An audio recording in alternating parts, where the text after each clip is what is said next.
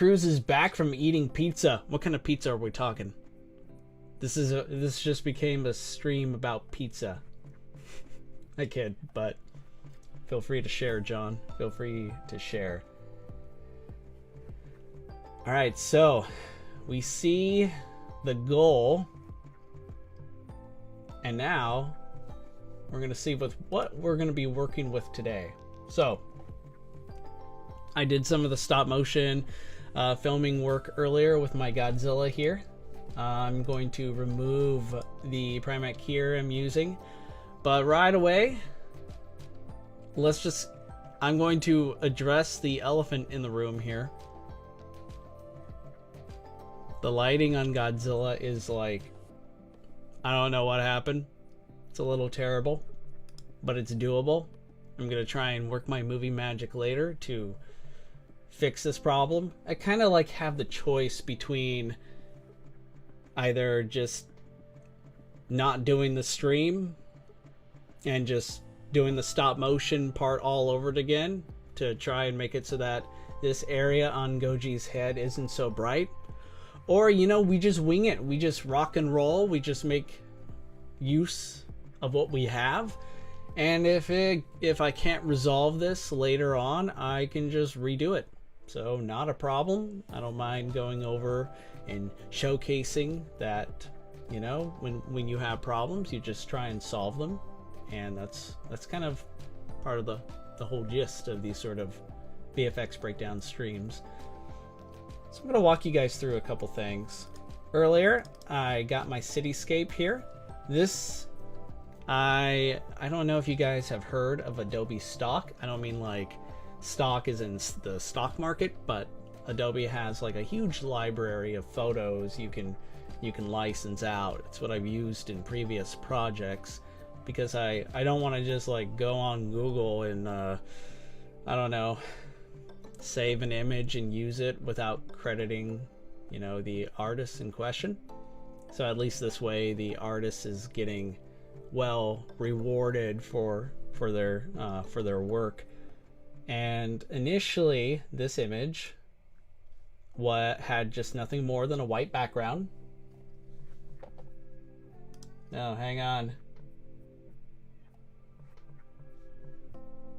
Can you guys hear me okay? Apparently there's like an error here about the audio has more than 2 channels, but only 1 or 2 channels are supported. Please correct the number of audio channels. Interesting.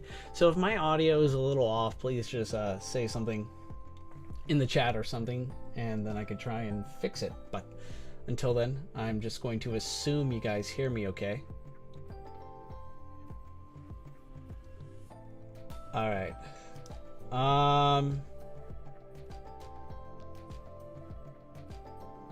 Okay, so Gamer Time says you guys can hear me fine.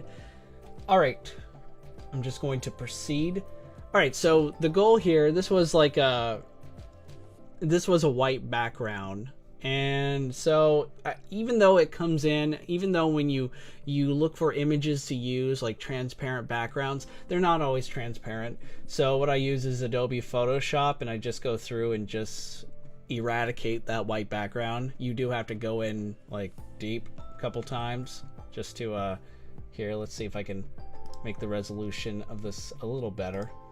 Hang on, sorry. I can go in a little closer and you can see areas where, you know, you have your antennas here and such, and that's filled with white, so you gotta like magically use your magic wand and magically, I'm saying magically a lot, but you know, remove the white background bit to make it truly transparent.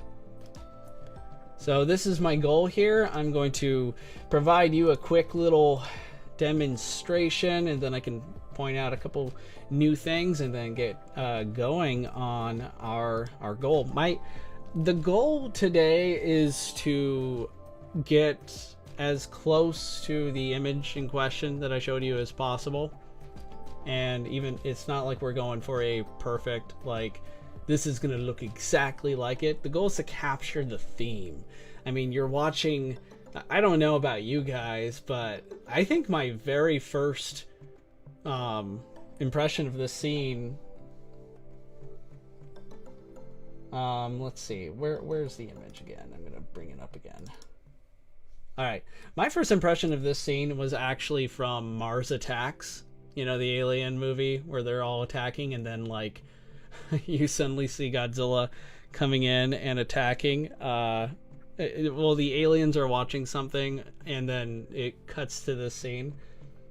So that was my first, like, when I first saw the scene, it was in that movie, and then eventually, you know, managed to watch the Godzilla vs. Biollante movie when it finally made it stateside. So the goal is to try and like capture that sort of childlike wonder, that sense of awe of seeing, like, I mean, when you see that in the movie theaters, you're like literally looking up at Godzilla as he's looking down at you as the tiny little human that you are, or I guess insect as far as he's concerned.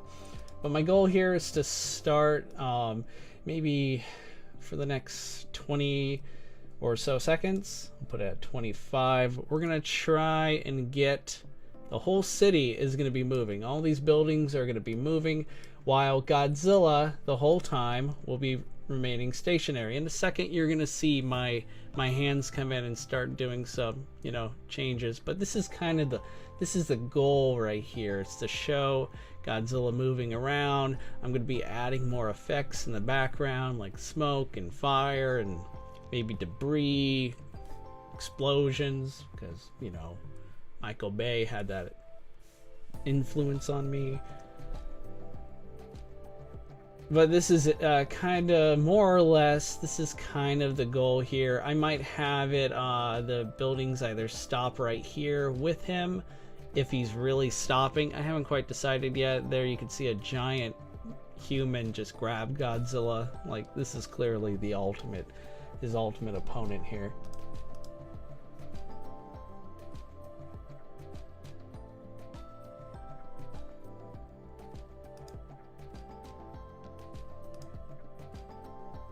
All right, I'm gonna take a moment. So let's see. Irritator, thank you so much for joining us too. Glad you were able to hear me fine. Let's see what else. Mittens Cat Underlord says, for me, your voice is only coming out the left ear bud. That was something, I believe you mentioned it, or someone else mentioned that a couple streams ago, and I thought I resolved that, but clearly I have not, so that will be on my to-do list. All right. Until then, I'm gonna have to make do, so I apologize about that, Mittens Cat Underlord. I hope it's not bothering you, and hopefully I'll be able to resolve that technical error of mine, perhaps later today or tomorrow. All right, so we are going to start by taking Godzilla here. I'm going to return the green screen background for now, and I had it up in the first place due to the lighting on his face, and I wanted to make sure I actually can remove the green screen. That really did help determine my decision on this, because what good is doing a stream showing off your mad Godzilla movie making skills if, well, you can't even remove the green screen because of largely due to poor lighting.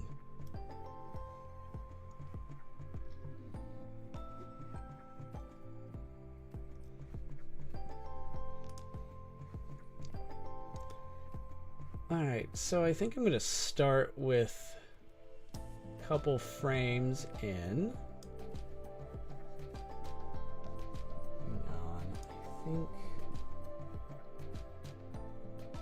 Okay, the controls seem to be working fine. Okay, I'm just thinking to myself. Oh, sometimes your subject will disappear from existence, but it's okay, I can bring him back.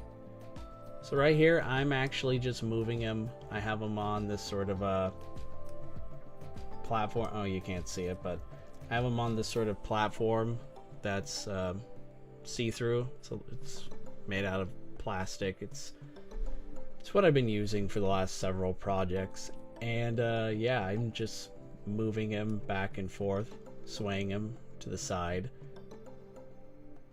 I might later adjust this so that maybe speed up the or increase the motion, so you know he's moving a little bit slower. All right, let's see. All right, right when he moves onto this one point, I want to immediately seize the moment and make my necessary changes. You can see my little tool right here that I use, because sometimes when you gotta get your finger to open up the mouth, the entire figure moves, and that might actually end up happening, but if it does, I could show you guys how to fix that problem in post-production. Alright, so now we've entered the the true stop motion process. Well, let's see. All right, there we go.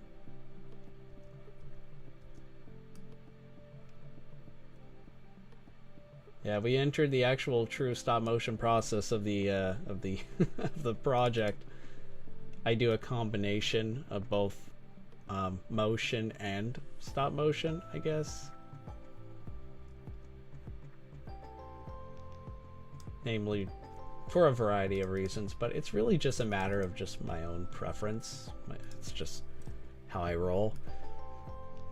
But there are some pros and cons. One big, I'd say, pro is that it could save you a great deal of time.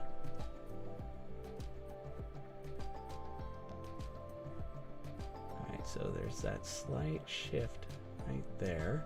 Let's see what that looks like.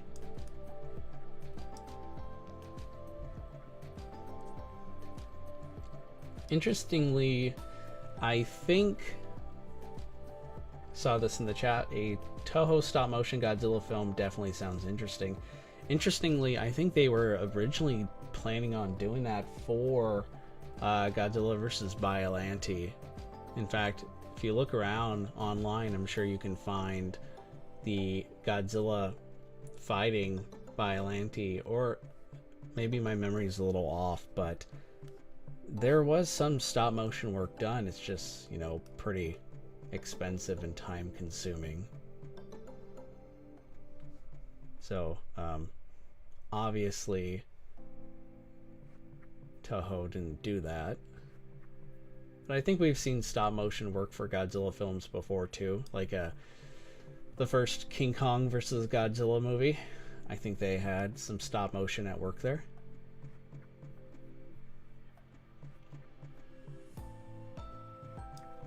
Let's see if this works. Alright.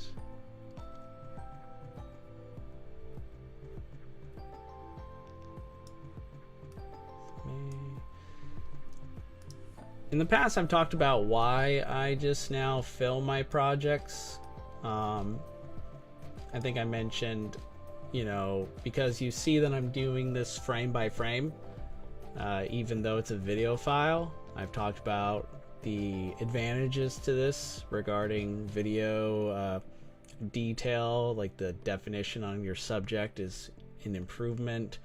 The lighting, since I still do this 2 frames at a time, like right here, 1 2 1 2. By doing that, you know, it adds more lighting and different shadow detail to your subject. It's more diversified.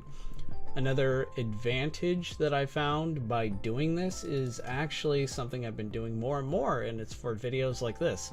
In my toy review for this for the Godzilla 1989 SH Monster Arts figure, I do go into stop motion, at least giving you guys some techniques and insight into how I've worked with this figure, what sort of success I found. And when you have a video, the whole process saved, you could just share that, and you know, that could, you know, more productive content.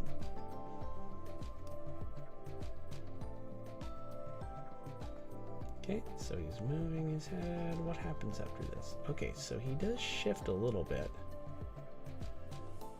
So what I can do is go straight over here to when he gets ready to move.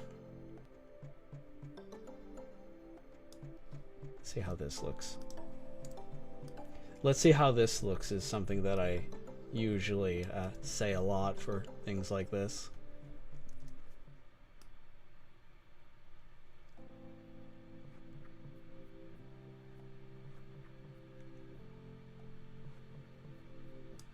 Maybe a little bit more.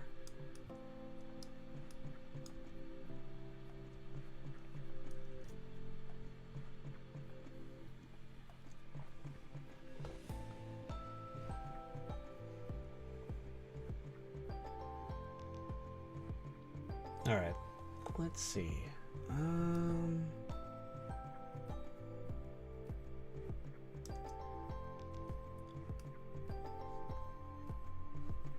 So the jaw part moves a decent amount.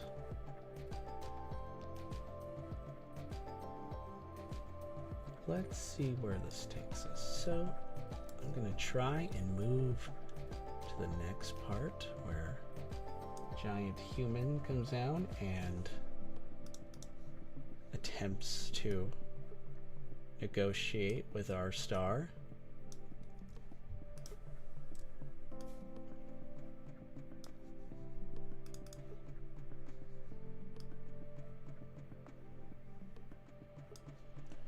I'm gonna select all my files for a second, have Godzilla come down a little bit more.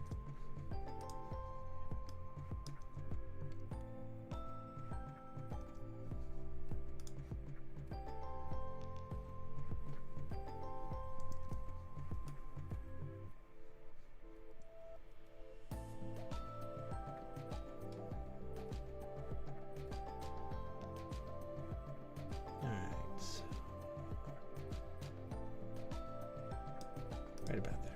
Let's try that.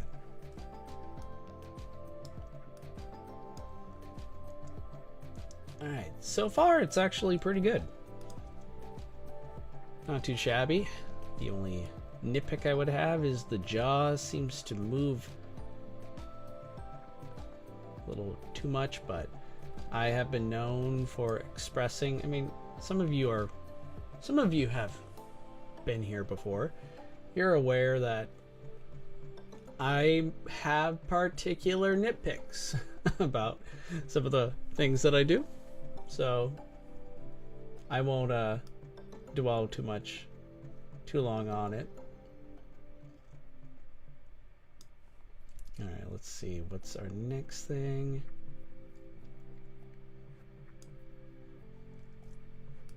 I'm trying to remember, I think I do eventually move his arms, or that's for a different... Is this a good time to let you guys know I shot more than just this? I'm thinking about doing a couple more scenes. However, we're gonna see how this session plays out, and yeah. Maybe I'll see you guys in the next couple days or soon enough if I do this again. Who can tell? I may have made a mistake right here by not giving him enough time. By him, I mean Godzilla. But that's okay. There are ways of fixing. Oh no, it worked out just fine.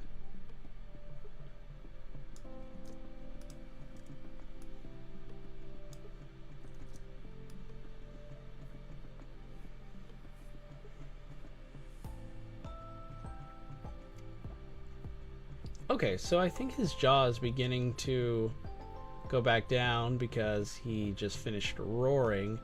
And what I usually do when Godzilla is roaring, I will eventually come back to that frame and well, I'll reduce it first to a single frame, and then I will show you how you can do a freeze image. Because surprisingly, when I first got started, that was one of the first things I wanted to learn, because when you could freeze an image or of your subject, you can then take Godzilla, for example, in this scene, and extend it for like maybe a second or two, so he can, you know, do his classic roar and then return to whatever motion you have planned. We'll do that when everything is finished.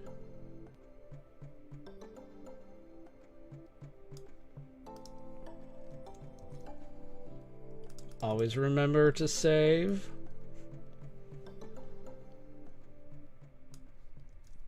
You guys know that's another thing I always tend to say.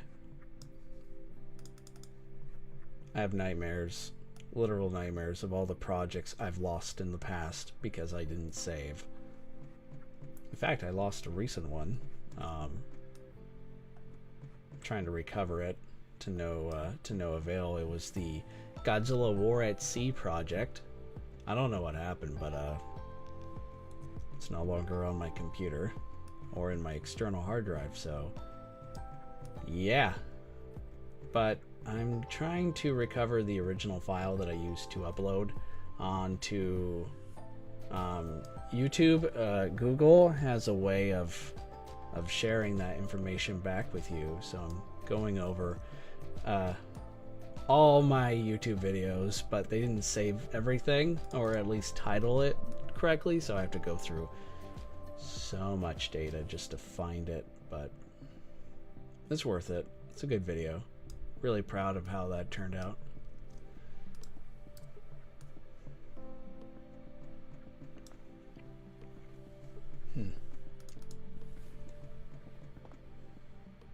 My goodness, you guys have been chatting like crazy.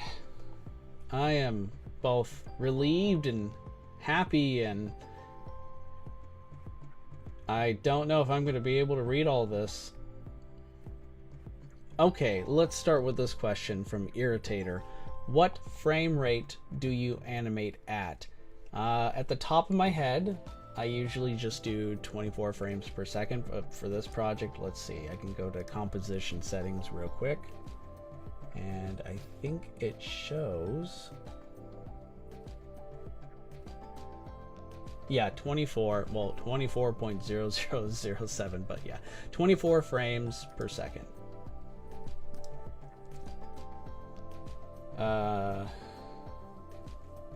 Let's see what else. Oh yeah, Gamer TV brought up the stop motion in Godzilla versus the Thing. That was extremely well done. I completely forgot about that. Even though that the original Mothra versus Godzilla movie is rightfully considered to be regarded as one of the best Godzilla movies. It's incredibly well done, really well made. I gotta watch that again. And I guess, Gamer, you made a Godzilla vs. Gypsy Avenger stop motion? That's cool. I always love me seeing more and more Pacific Rim characters in fan projects, be it a stop motion or those really incredible CG animators that we've seen in recent years. I feel like I rushed it a bit. I have been working on it since April anyway. I took a break from it though. Hey man, breaks are a lifesaver. Shortly after Mechagodzilla Destroya Space Godzilla, or MDS, I had to take a break. And I think I'm gonna probably be due for another one, not after this project or the next, but well, I do have an announcement for a couple things. I'll read a couple more of these comments and I'll just share it, and then we'll get back to our regularly scheduled editing program. Mittens Cat Underlord, I need some advice. I want to make a stop motion series about a group of Spartans from Halo. you already have me. And the fights are inspired by Monty Oum. Hope I didn't butcher that name. Monty is a legend, a legend. May he rest in power, by the way. Monty is, oh my gosh, look up his what was it? His Halo, his Master Chief, Metro's Prime, or gosh, what was it called? Anyway, there was this amazing crossover. Jeez, I'll finish your comment. And I can't quite animate stuff in the air like flying. Can you help? Yeah. Can I? Okay. I'm sure. Let's try and maybe we could set up a time, or maybe you could. Is there any way you can show? Maybe you could show me more of maybe a specific scene you had in mind, or maybe an effect you're looking for, and maybe I can whip something up for you in some future stream. VFX breakdown. I could just quickly throw that in there to help you out, show you how to maybe, hopefully, provide you the sort of, I guess, a heading, a better way of solving your problem. But I'm definitely interested in helping you out. I just need to know more about just specifically what you have in mind. But yeah, let's talk about this more. I'm intrigued, especially since it's Halo related, and I'm all about that. Alright, I'm gonna return now, just because this is always one of those yeah, okay, we're doing good here. Just to finish my train of thought, this is the most tedious part in my opinion. I know it might, oh man, it just feels like it takes forever, you know?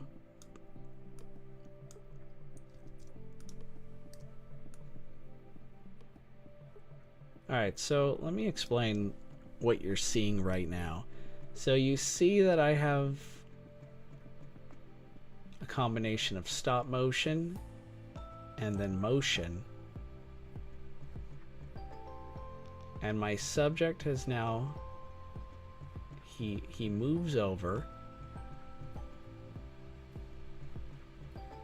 and then moves over again, but I didn't quite get it to where I wanted him to. I need to, this is the correct place, right here. Nope. Wrong button. There we go.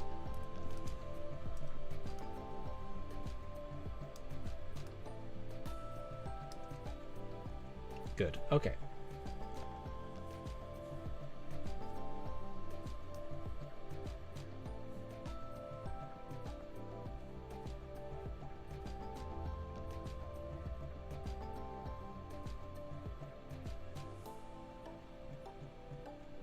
All right, so this is looking decent.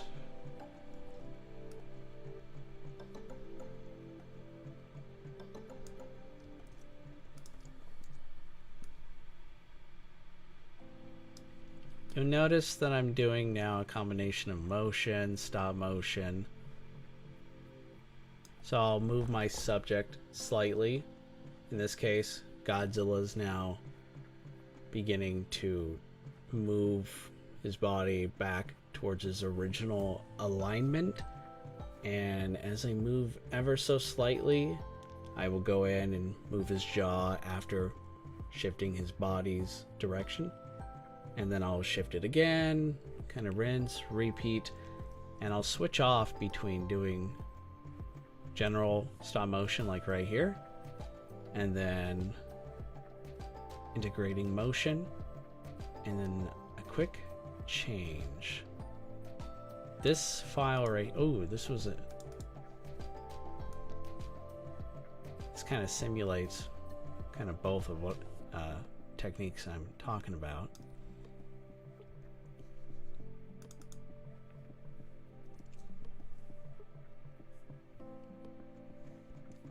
I think you meant Halioid. Yes. Oh my gosh.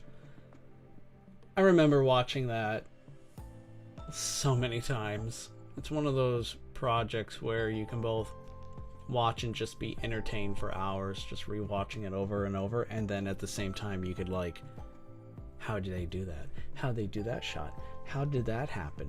What's the secret? I must know. You know, you could watch it for pure entertainment or educational purposes. It has so many practical uses.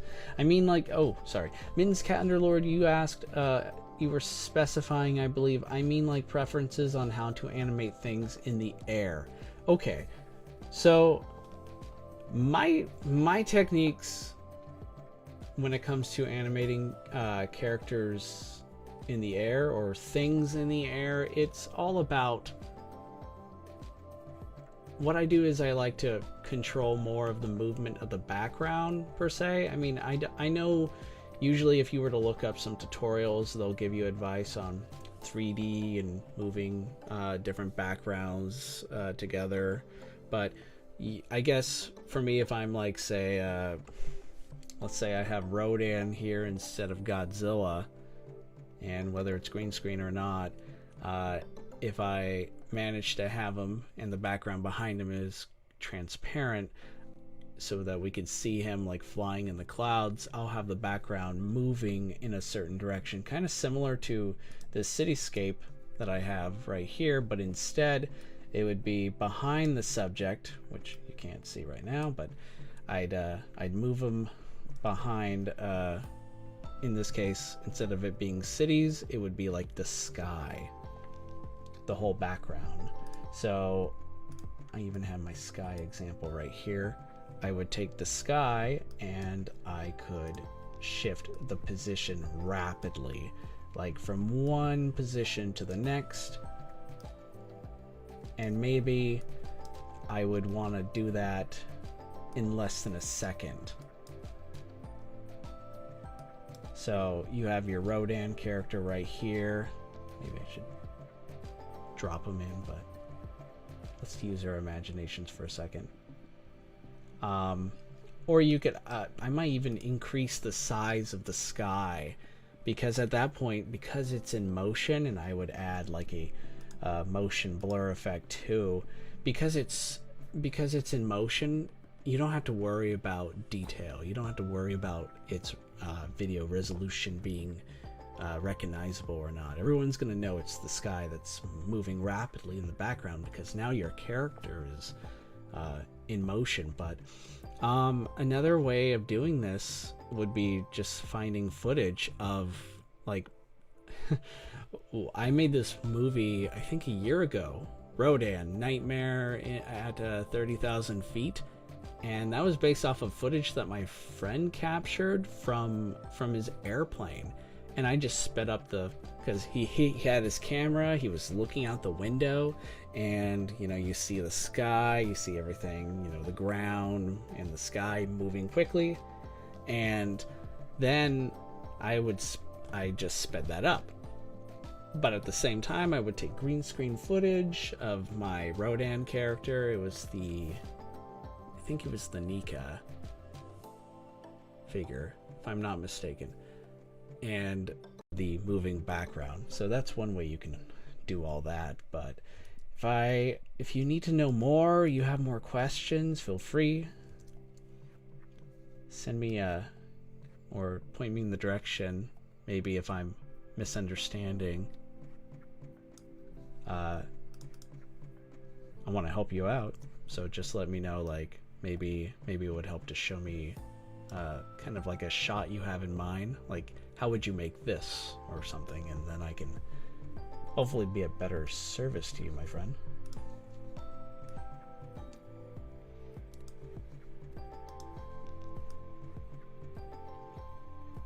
All right.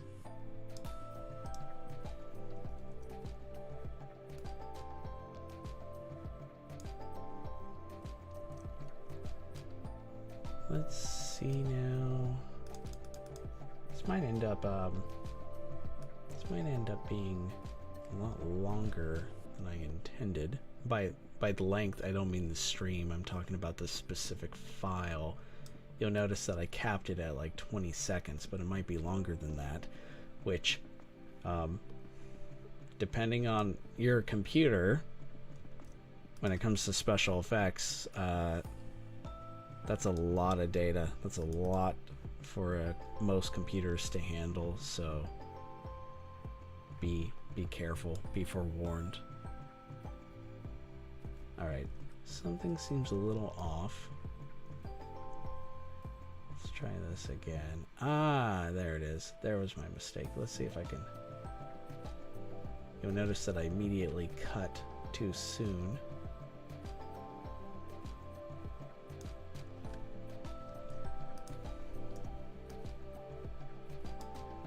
Let's see if I fixed it. Yeah, that looks a lot better. Woo!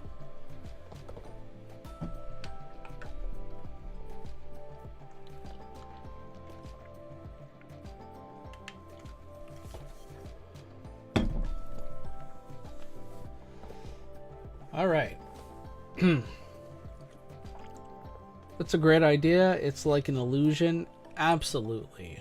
I mean, you gotta like think about the sort of, not only the project you're making, but like you gotta like think, okay, how much detail do I want to put in? How much time and effort is this going to take? Because stop motion is so much, it's time consuming. You're already putting in a great deal of time and effort. A lot of concentration goes in. Even for some project that I'm working on right now, I don't think this is like... I don't think this is complicated. There's nothing too dynamic about what I'm doing. For this shot anyway. I mean, later on, knocking on wood, I might, you know, run into an issue later on. But, you know, for this, I don't have to go... I don't think about, like, going all out. I don't think about having to, like... You gotta just pick your battles. You just gotta decide, like... This doesn't have to be the one where you go through painstaking... painstaking... you know, just... My brain just went... just melted. But I guess what I'm just trying to say is, like, pick your battles. Like for the MDS movie with Mechagodzilla, Destroyer, and Space Godzilla, that was a project where I seriously went all out every frame. Every frame was like a battle. That's when I went 100%. That's when I gave it my all. For a project like this, I could be a bit more laid back. I could be a bit more chill. I don't have to like worry too much about like... Thanks for the pop-ups. I don't have to worry too much about like every detail, because it's not about that. The detail doesn't really matter. I don't know if I just started rambling, but I apologize. Gamer Time says, I make stop motions a bit more now. That's cool. That's cool. It's definitely something that the more you do, you know, the better you're going to become.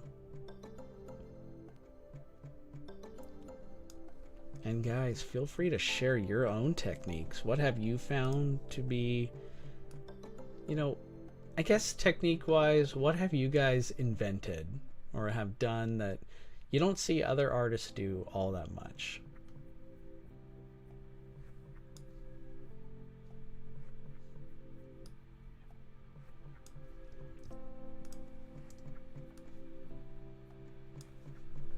Yeah, we're gonna just remove the sky for a second, because bandwidth. Alright, Godzilla is roaring because he's awesome. Let's just do that a little bit more right there.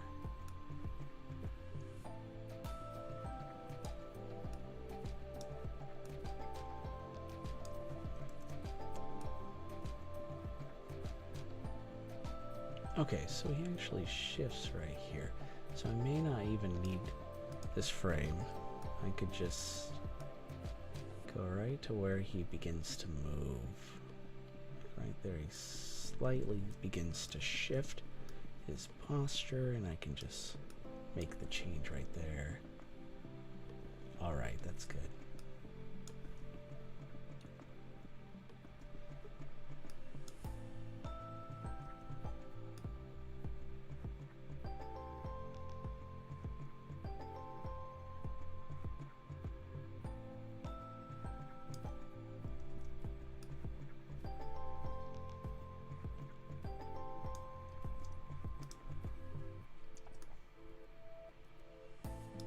We are almost finished animating Godzilla here.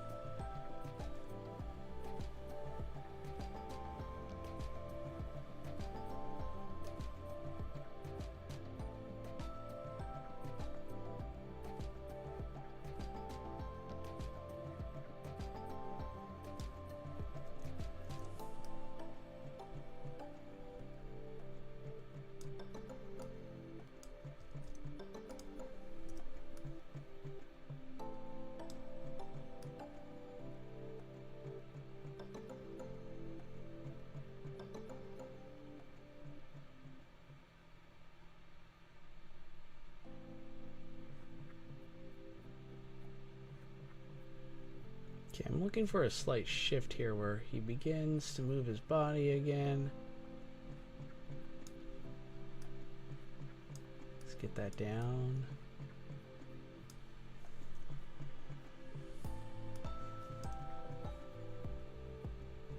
Interesting.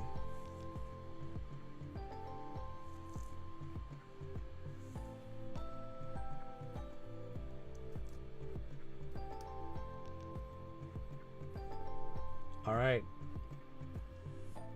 Made it to the end. I think Godzilla's animation is nearly complete. The only thing I need to do now is just have him. Oh, that was interesting. Hang on. It's so weird. You could see how his jaw kind of comes down a bit. Goes back up again. Okay, let's see what we can revise here.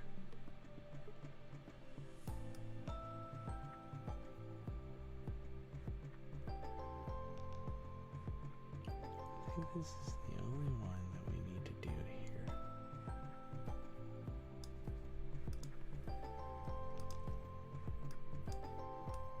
Okay, so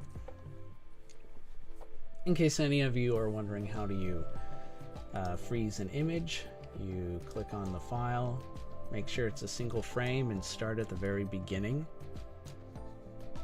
And then you go to layer, click on time, and then freeze frame. And from there you can expand it however long you want it to be. So Godzilla does this. We just saw him shift. He's moving, he's opening his mouth, and then says, like and subscribe to Kaijutopia. Okay, maybe not, that's not what he says, but he roars. And I think it could go like right about here or so. Let's see how that fans out.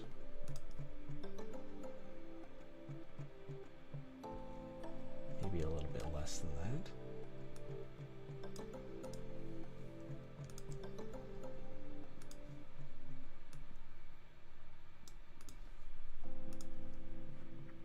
Roar, because he's still technically roaring even after that whole thing.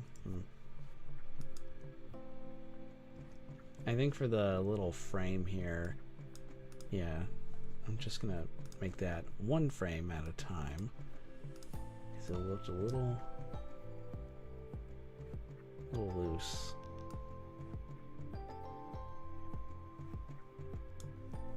Later, I could probably speed this up a little bit because he looks like he's just...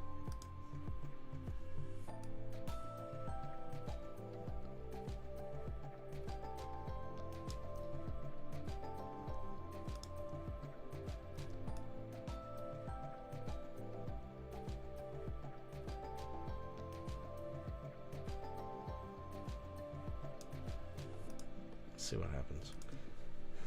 Let's see what happens, I say. And then everything blows up.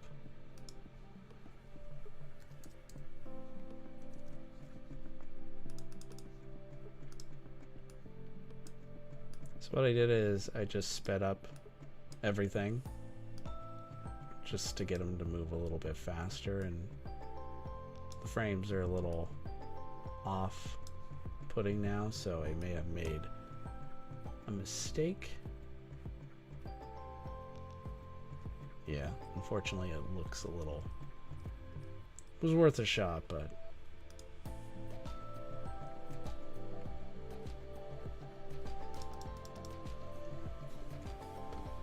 Mitten's Cat Underlord asks, is there a specific app you use to animate?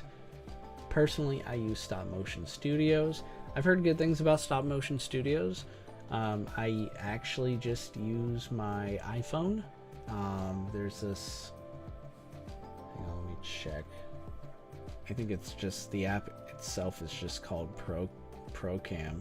Yeah, just ProCam, and that allows you to adjust the lighting so that when you're dealing, in my case, with a green screen background, because I primarily do all my stop motions in front of a green screen, allows you to, well, both do your stop motion thing, but it's also, you can adjust the lighting, the lighting temperature to the desired effect, which is usually 5800, 56, 5800, and you could just have a good time removing your green screen later.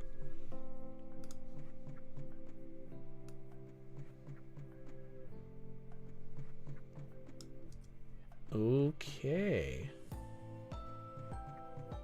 I think Godzilla is ready for us to proceed. I'm just gonna save the whole... Each file has its own Primac here to remove said green screen, but I prefer to just use it all at once. So I'm going to pre-compose my subject. I'm going to paste the green screen element. I might need to go through and revise because I'm going to use a split screen to make this easier so I can notice any irregularities. Might have to increase my resolution to full. Oh yeah, we got a couple issues. So right here, if you follow my mouse around his hand, you can see some blotches that needs to be taken care of.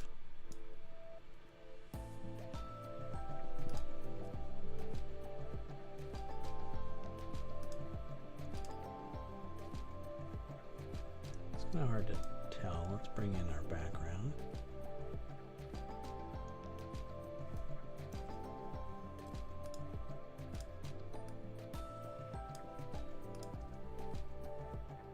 All right. So far, so good. Usually you also find certain, you know, problems in the eye just due to the reflective nature. That's where, you know, if you're not too careful, your subject might have a hole in their eye. Always be cautious of that if you're doing projects like this.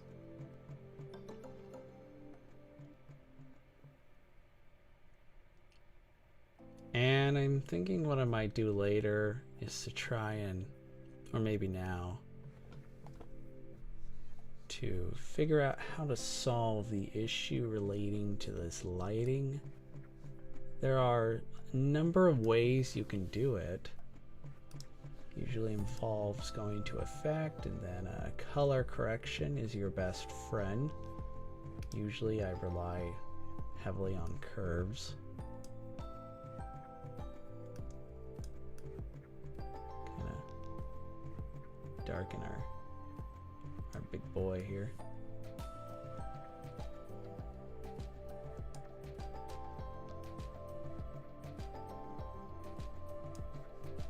Don't want to do it too much, but then again, it is like a night scene. Okay.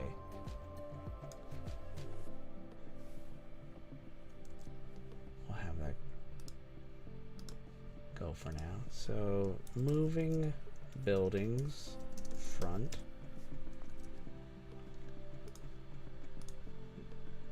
Maybe have everything already in motion. All right, let's see how this plays out. There he is. He's roaring. Or, okay, he's not roaring yet. He's about to roar.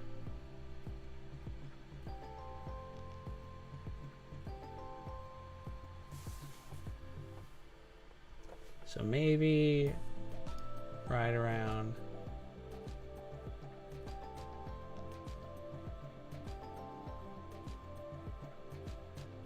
here,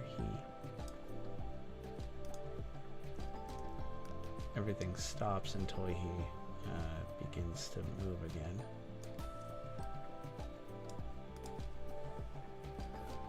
Oh. That didn't work out.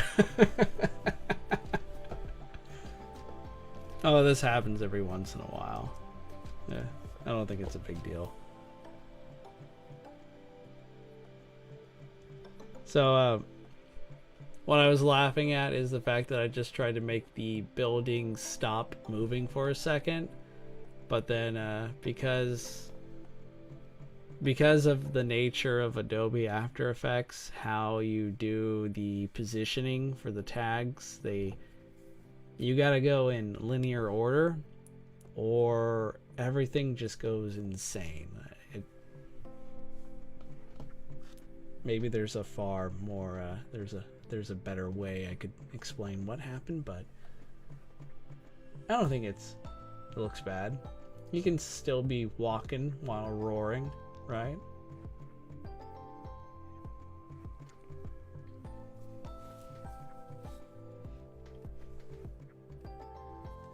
Okay, so we've been going for like an hour. I'm planning on continuing this stream, but for now I'm going to take, I'm gonna take a 10-minute break, and then I'll be back at around 6:11 p.m. Pacific Standard Time, because I am in the Pacific Northwest. So I will be back, everyone, by then, and then we can continue. We will continue with this, I hope, fun VFX breakdown. All right, I'll be back, everyone. 10 minutes.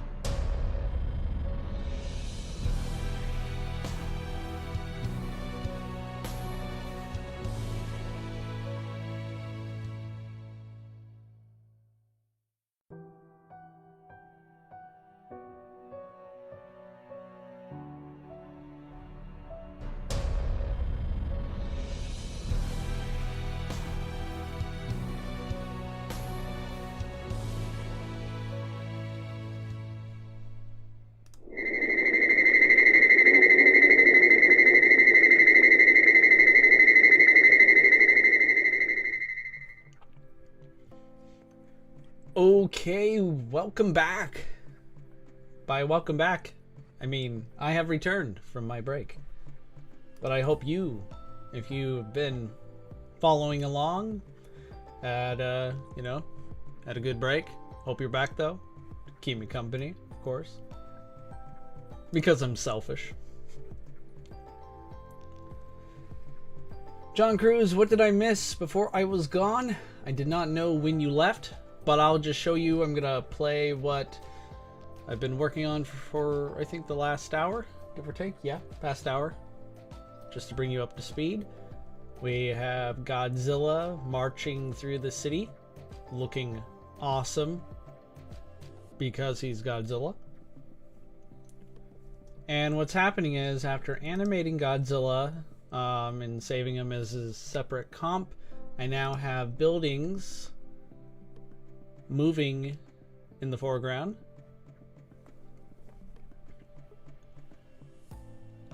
And what would probably help sell this better is if the clouds are moving as well. So one way to do that is make sure this what's called motion blur is activated, and I'm going to take my parent pick whip, and I'm going to make the sky move in this sky. The sky shall now move in conjunction with the buildings.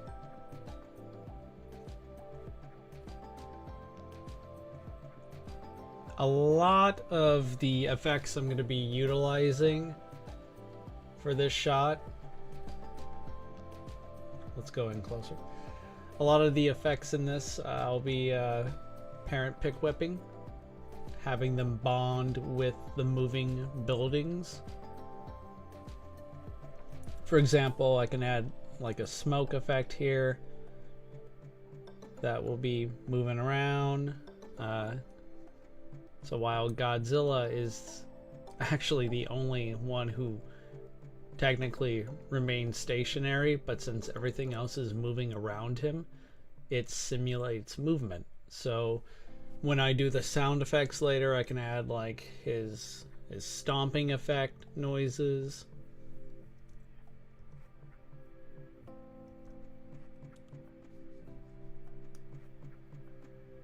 So just the way this stops, I kind of like find a way to just make everything pause right here.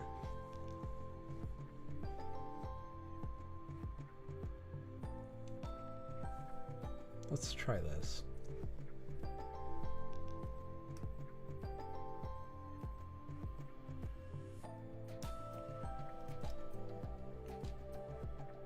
I'm trying to think outside the box. Just give me a second. Oh no, I messed up. Okay. Maybe I'll come back and try and figure this out when I have more time to think about it, but the goal is to have the buildings stop when Godzilla stops. So the position here ends.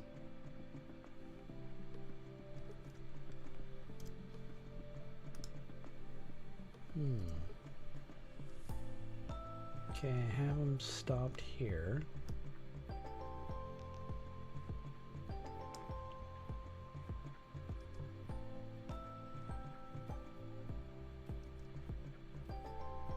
Then it resumes right here.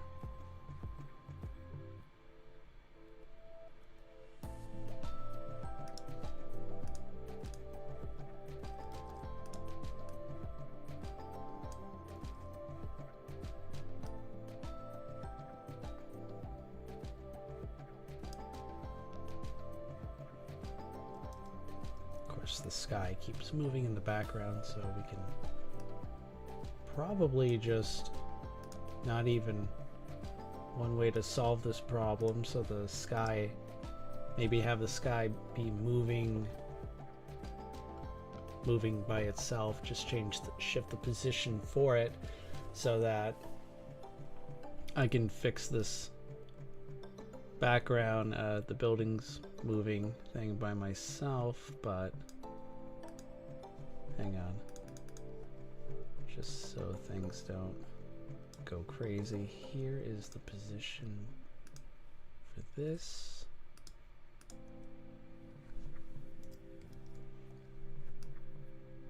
There we go.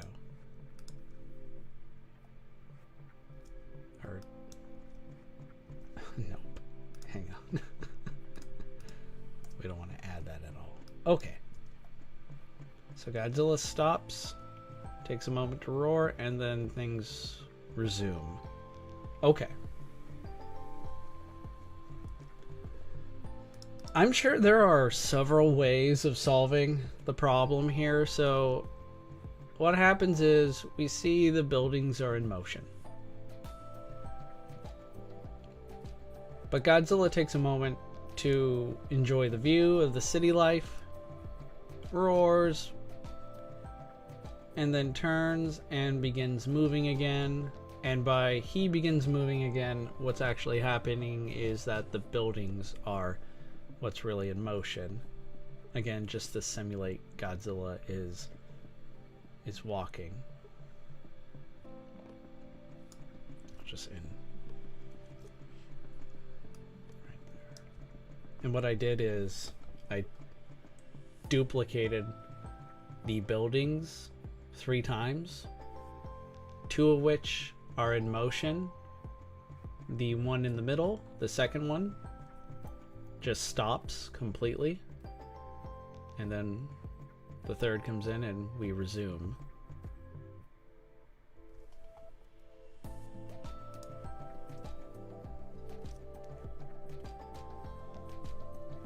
All right. Now to figure out what to do with the clouds here. Kind of similar to what we did with everything else.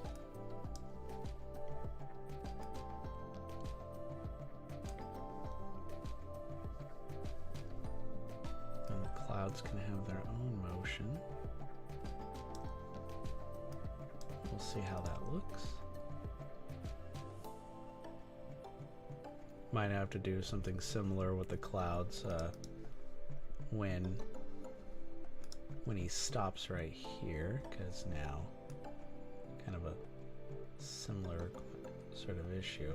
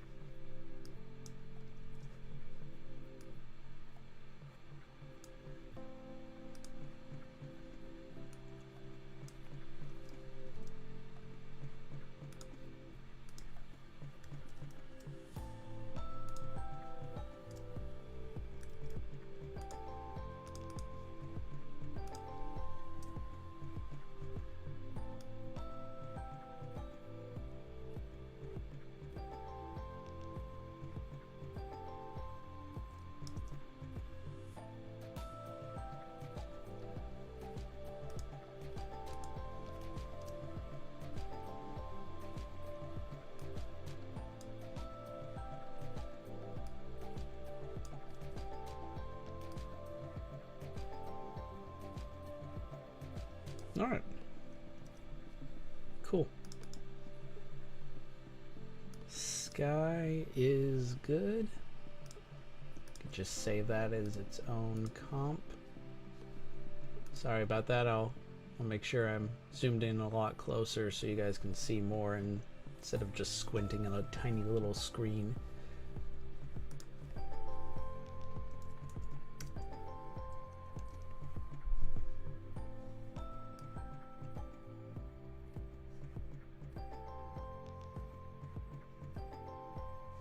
So what? I'm trying to think ahead because everything is in motion except Godzilla. Whatever effects I begin to add here, I'm gonna want them to be synchronized in some way with the buildings.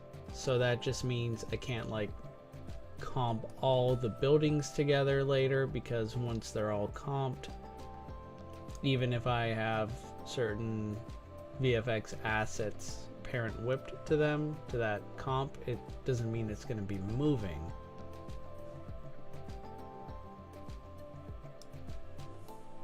let's provide an example of what I mean. I'm going to be looking, you can't see it, but I'm going through my VFX library right now just to try and find the right kind of effect that could make this look awesome.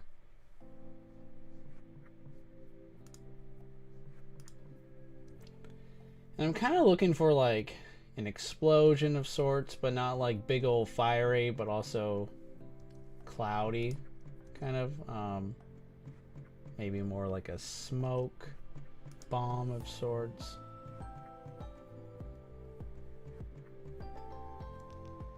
Couple good options here. I'll share in just a second.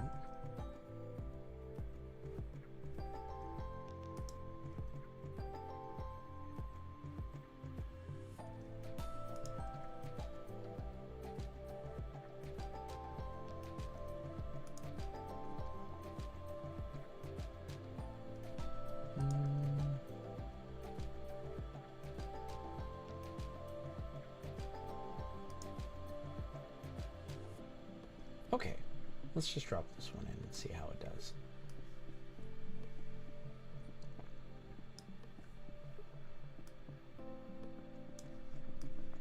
Oh yeah, fireworks tonight. Here we go.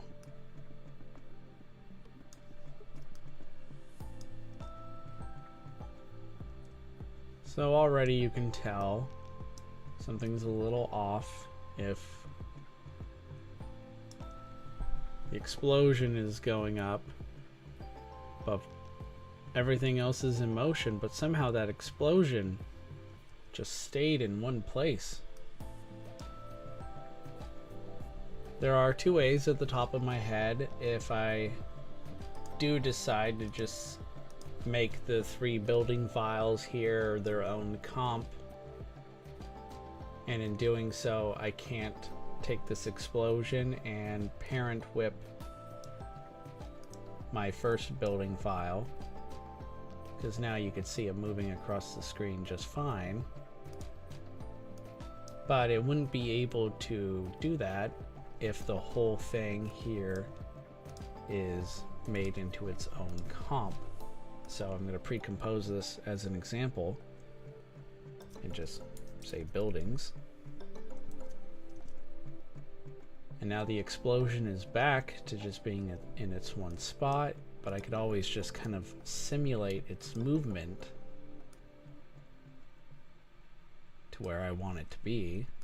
So I could always just, for example, move it off to the side here. But of course that's a little bit, looks a little tacky. Actually, that didn't look so bad at all.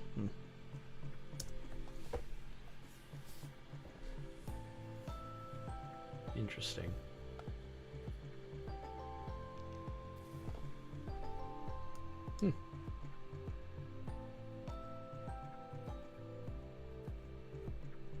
Alright, well, I'm going to continue with this. Managed to make it work after all, so we're going to just stick with that. So let's see, the image itself. Where to go? Here we go. All right.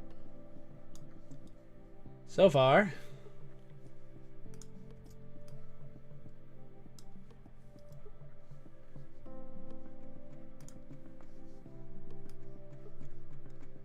we are doing decent. It's not perfect. Got a long way to go.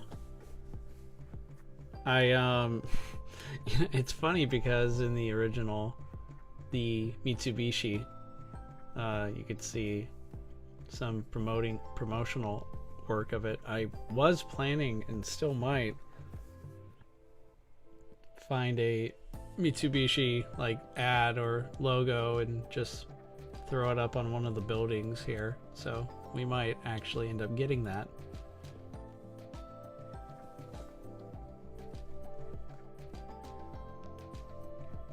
One thing that I really love about the official version here is just the angle, the sense of scope. It's definitely something I could have done better with my project here on the left. Yeah, I have to specify just so you guys don't get confused.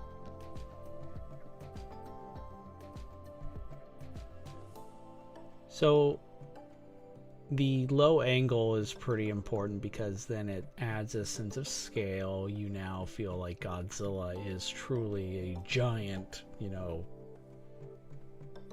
godlike creature being that is like hundreds of feet above the ground.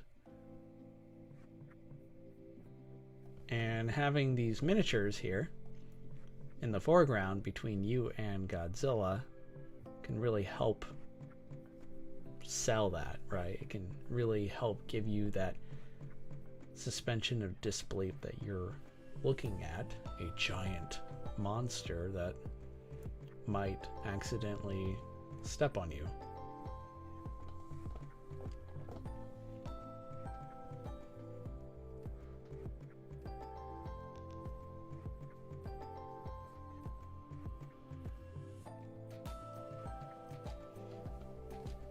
Okay, so what I might want to do is add more smoke effects, more explosions, similar effects behind Godzilla.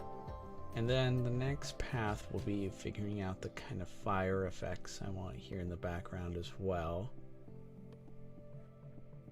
And then we'll see where we are. I noticed that this shot was done, of course, at night.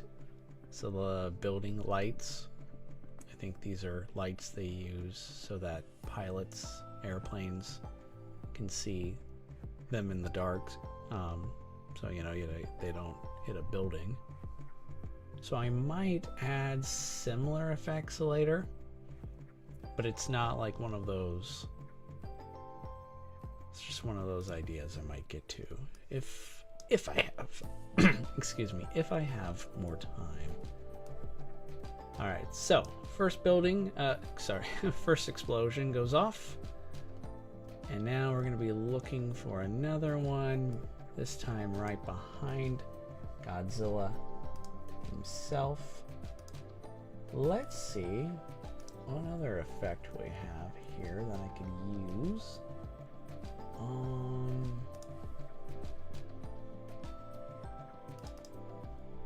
So we used the fourth one. What about the third one? No, that didn't work out well. Ooh, that one looks cool. Alright, we'll try this one too. This one's going to be behind Godzilla. Oh, one thing that I realized that I should try and do is actually increase the time stretch for the explosions.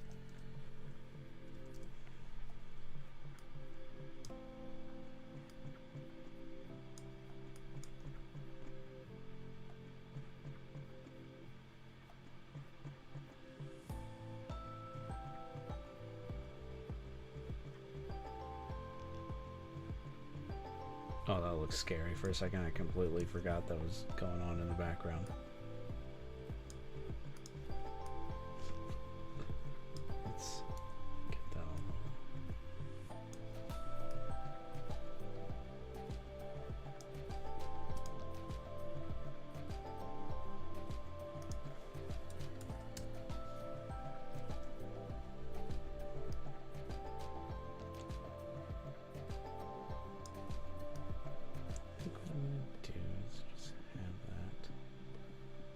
go off right about here.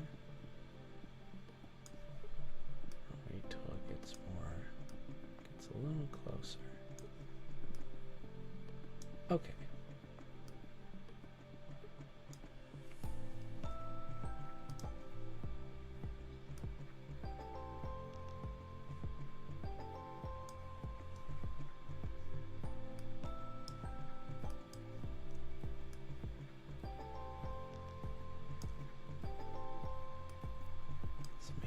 Exact, but we can see if it works out.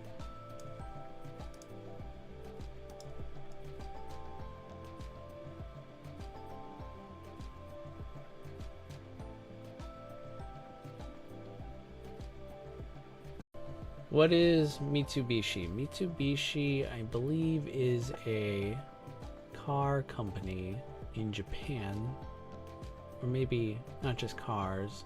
I'm sure they make like motorcycles as well.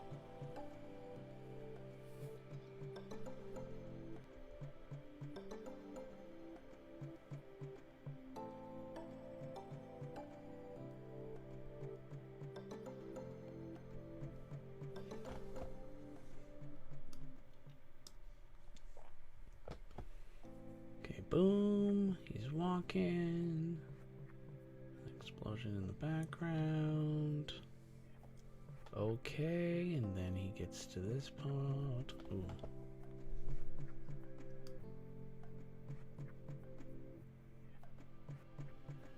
Maybe I should have just slowed things down, right? A lot slower.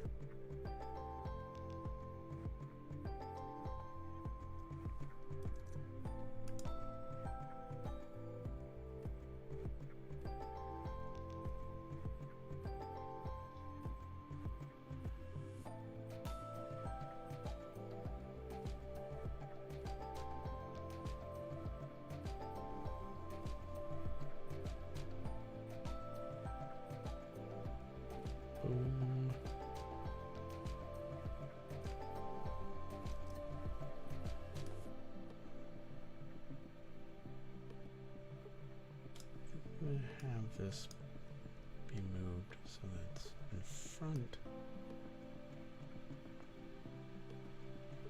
Maybe add another one right here.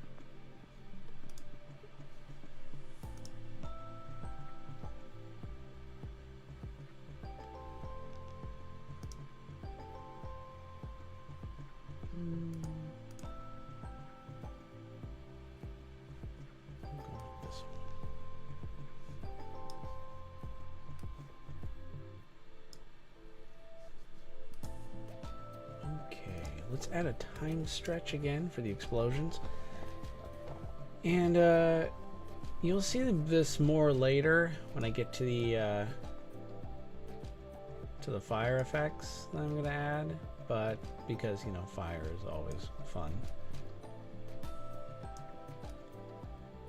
But the main reason why it's good to add a bit when you go to layer, time, and then click on time stretch, the reason why I increase the fire from say 100 to 200, kind of like slowing down the animation process, is because you're making a giant monster movie, and typically because of their immense size, everything else around them should in this case fire would be animating at a slower rate.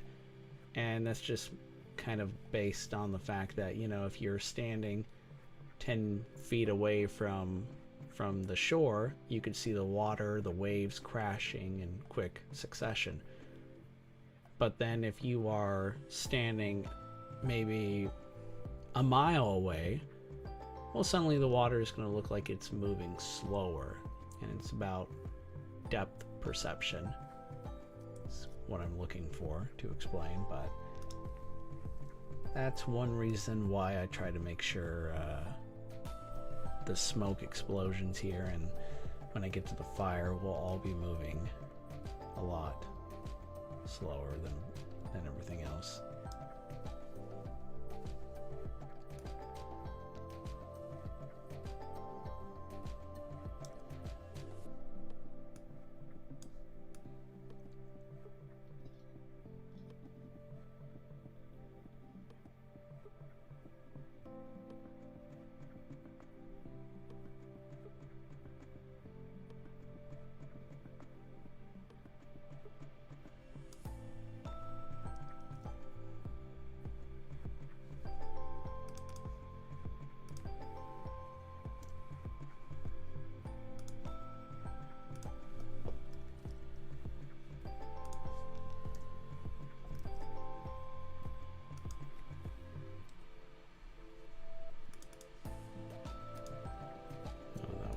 Weird.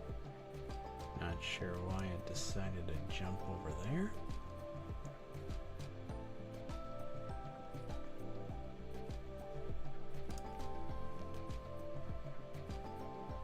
Okay.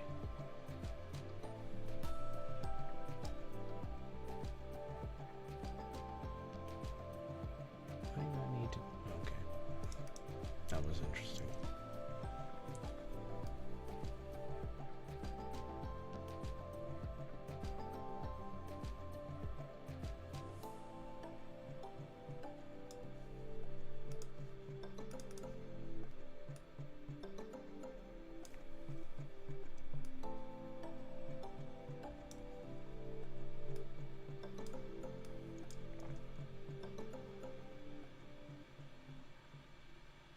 All right.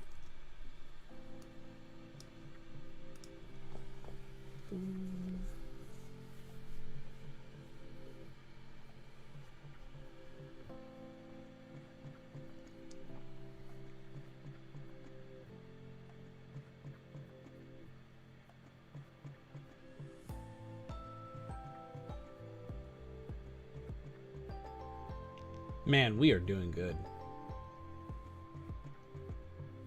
This is looking a lot better than I was kind of expecting. Usually, these sort of on the fly sort of ideas, just spontaneous ideas that just pop into my head. I'm kind of a prepper. I need more time to think things through. So I admit for something like this, I was a little bit nervous because, well, for these sort of projects, I mean, you guys know, I got some fellow stop motion artists in the chat here. This really is something you don't want to rush.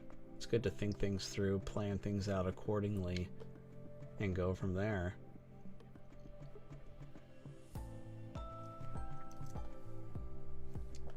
So all things considered, we are making good time here. I don't know if I'm going to add another cool, exciting visual.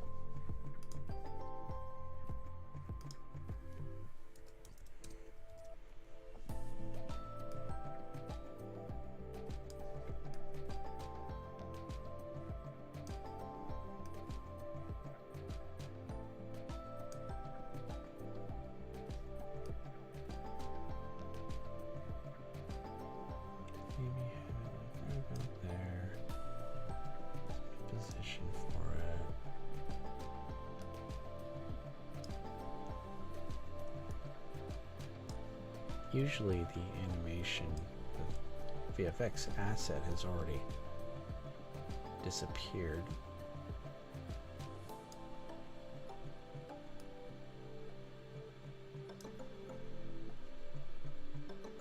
This one's still around.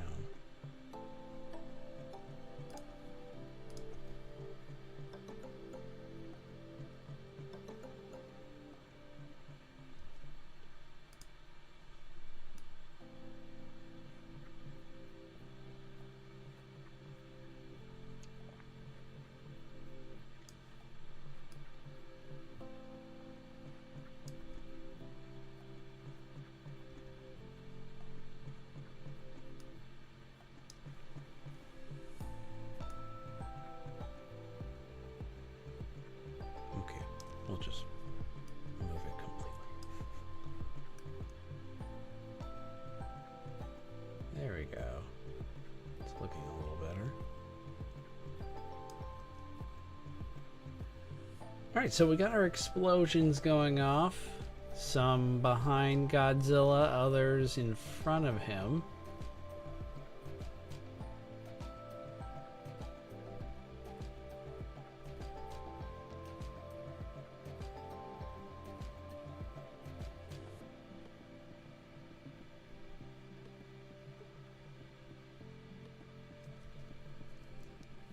Let's do some fire. Everybody likes fire, right? I mean, maybe to look at, but not play with. Please don't play with fire. It's not a good idea. So I'm going to use a fire effect from Action VFX, which is an incredible asset to motion graphics artists everywhere.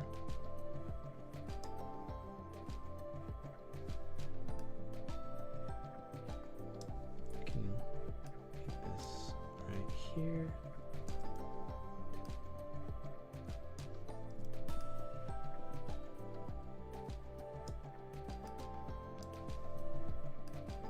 Just get it the right length.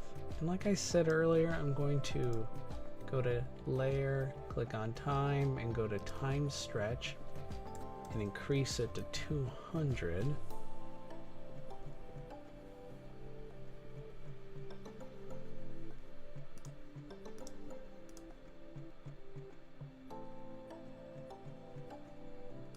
Go to screen.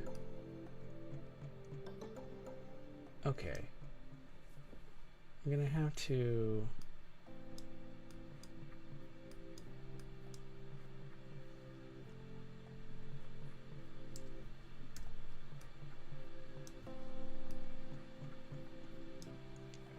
let's see. I love fire. I burn my house with that stuff all the time. No, seriously, there was a fire in a house behind mine, and I'm not even the cause. Maybe they had Godzilla visit.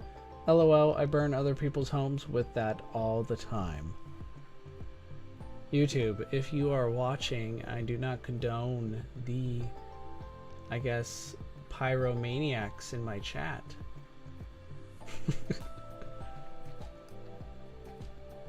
No, I get it. We're all kidding. We're good. Or are we kidding? Maybe you guys are serious. Uh-oh.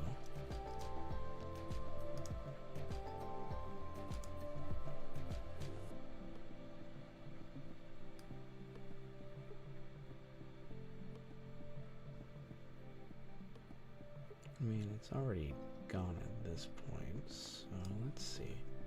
Gonna move the fire right there, and then we can add a couple other fire effects after. Here's the first motion. Kind of moves a little bit too quick.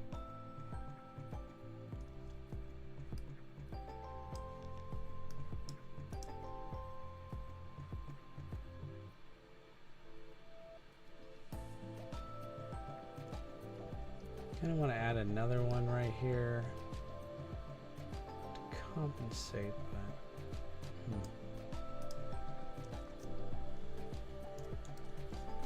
I'm just gonna duplicate the first fire effect, move it further down its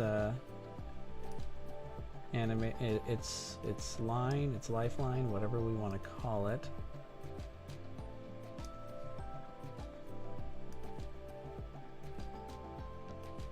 I'm wondering.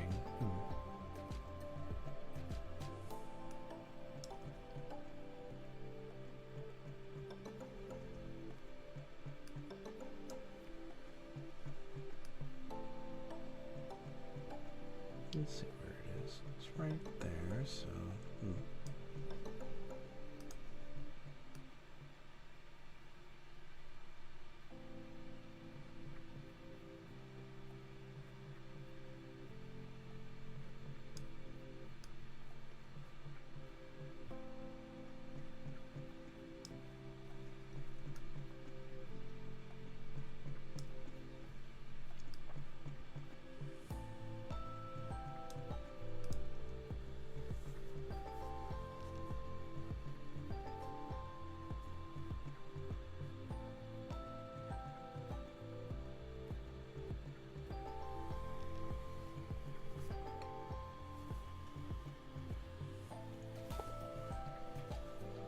Jeez, we are 1 hour 43 minutes in. Jeez, this may end up being the longest stream I've done. Although the legendary Ghidorah VFX video turned out to be about 2 hours, so let's break that record, shall we? Let's go a little bit longer.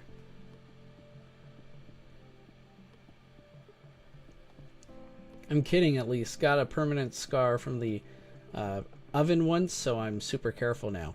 Hey man, I've been burned too by an oven as well. happened when I was really little, like a toddler.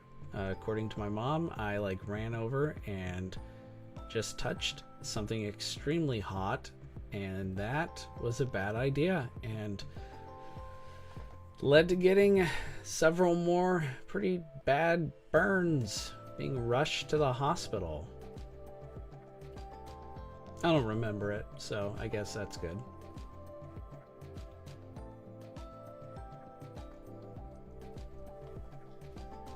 And I think at this point we could just dispense with this fire effect for now. It's practically non-existent. And we don't really have to do too much more fire effect here. Oh man, I can't believe I waited till like we're literally nearly 2 hours into this to share the story. I'm going to take a break from editing. I'm going to talk to you, the people, and share this story. I think you guys might like it. Okay, so a little over 2 years ago, I was watching Godzilla vs. Biollante late at night. And of course, it being one of my all-time favorite Godzilla movies, it was a good night. And then my wife came home from work, and we're around the final battle, like the third act. Godzilla is about to have his rematch with Biollante, and Biollante is in her like final abomination form, and they're roaring at each other, and they're getting ready to fight to the death. It's gonna be great.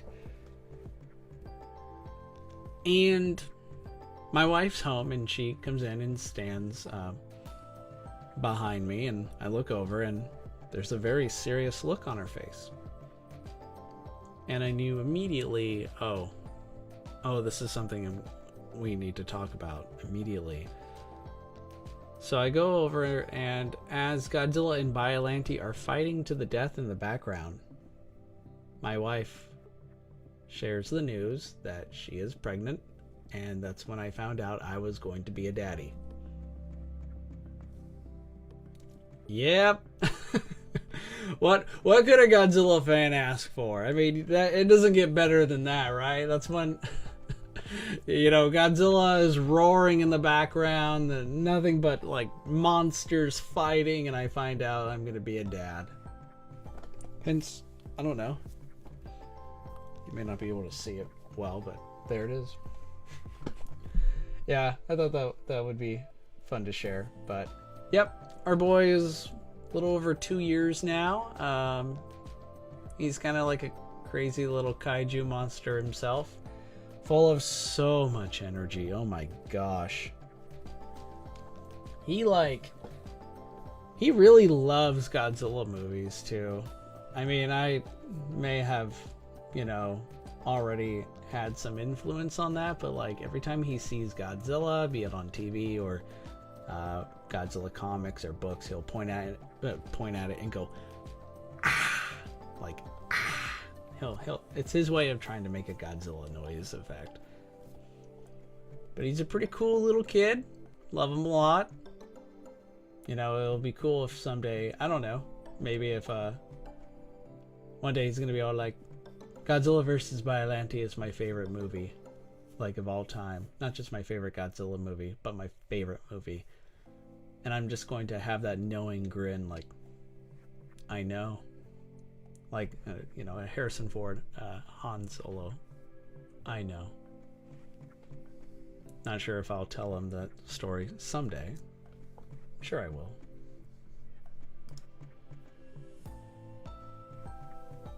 Ooh, congrats, man. Yeah, thanks, guys. He has been a huge, it is an understatement to pretty much state the huge change that having kids bring to your life, as it should be. I am very fortunate to have a really great family. I love my wife. My son is just, he's one of a kind. I'm a lucky dad. Even though last night, he was a wild kaiju. Oh my gosh.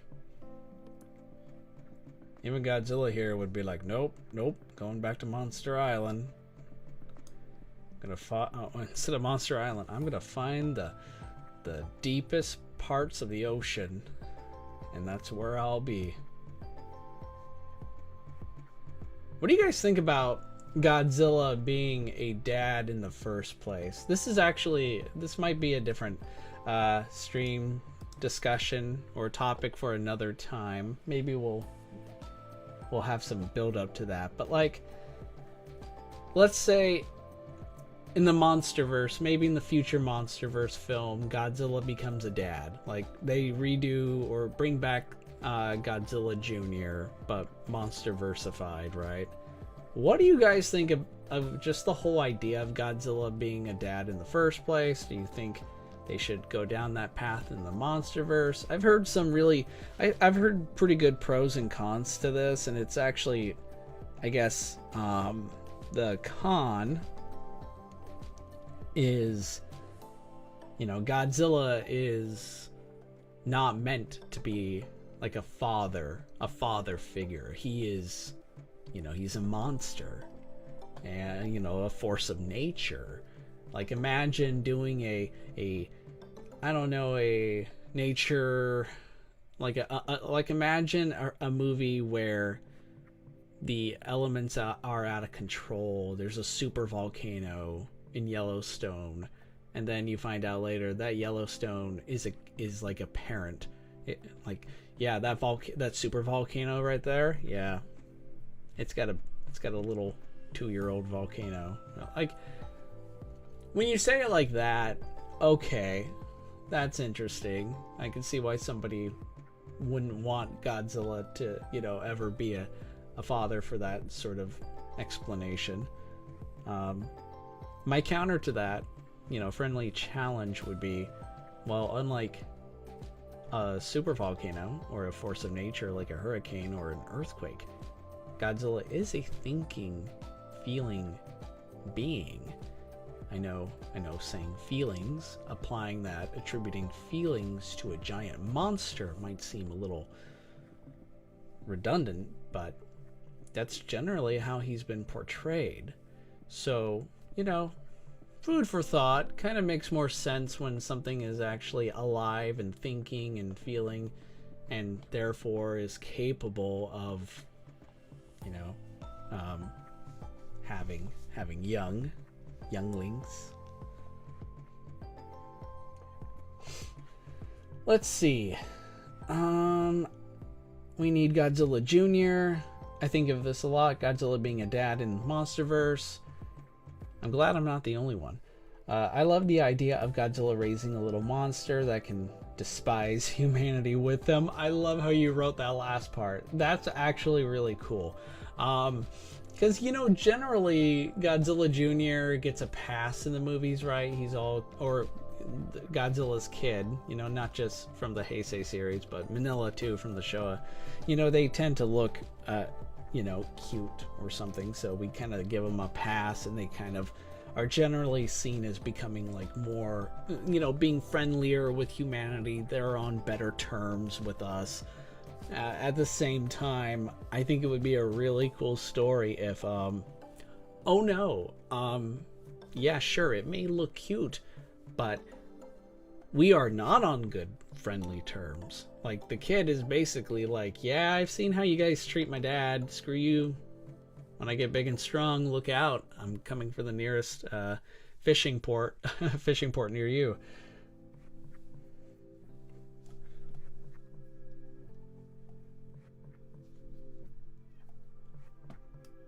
Ooh, I forgot this little blast from the past from Mitten's cat Underlord. My cat, my cat. It is in your name. My dad showed me Godzilla when I was really young. Too loved the franchise ever since he showed the first Gojira. I remember my favorite at the time was Godzilla versus the Astro Monster. Yes, Astro Monster is an astronomically great giant monster flick. It's incredible. I mean, even for its time, and when you watch it today, it's pretty impressive. All things considered, how that film was both made and this kind of story it tells.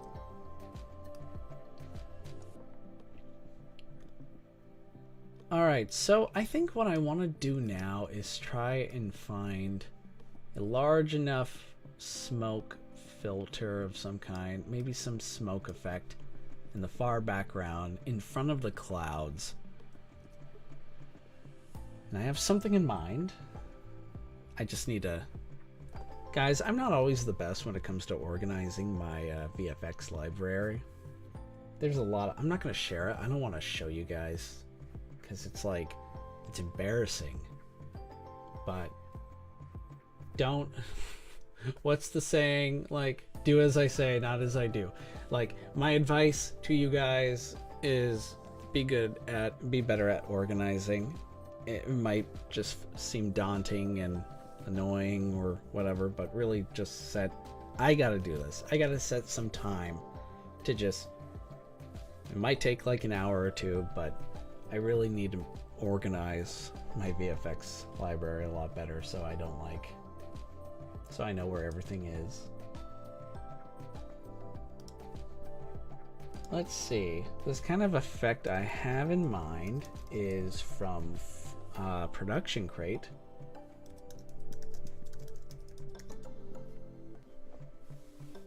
I've used it in the past, and it might just...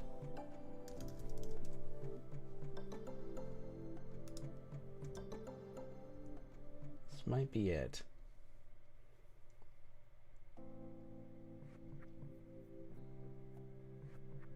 Let's play around with this one.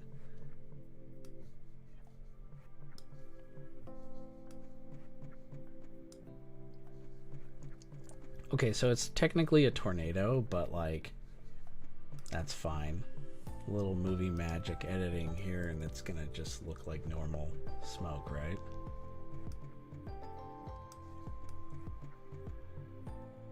Now it almost defeats the point of even having the clouds in the background, so let's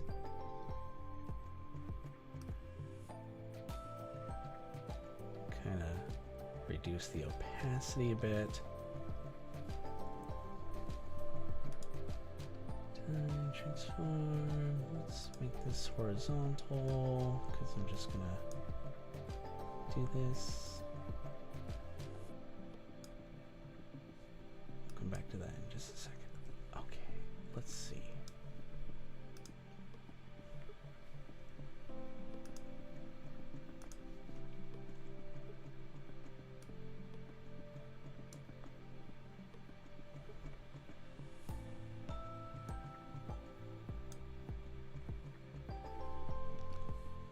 All right.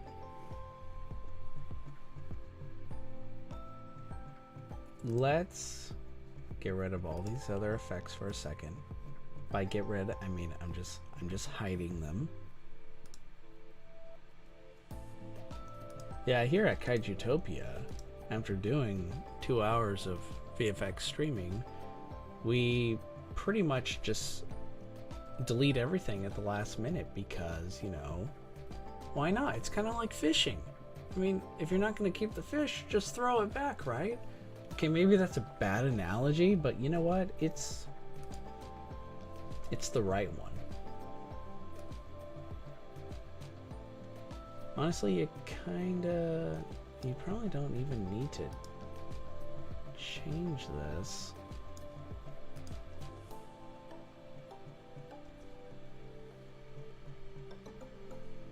Interesting. Yeah, I might actually just need to... I don't think I need to move the background here, the smoke-like effect, because it's already in motion anyway.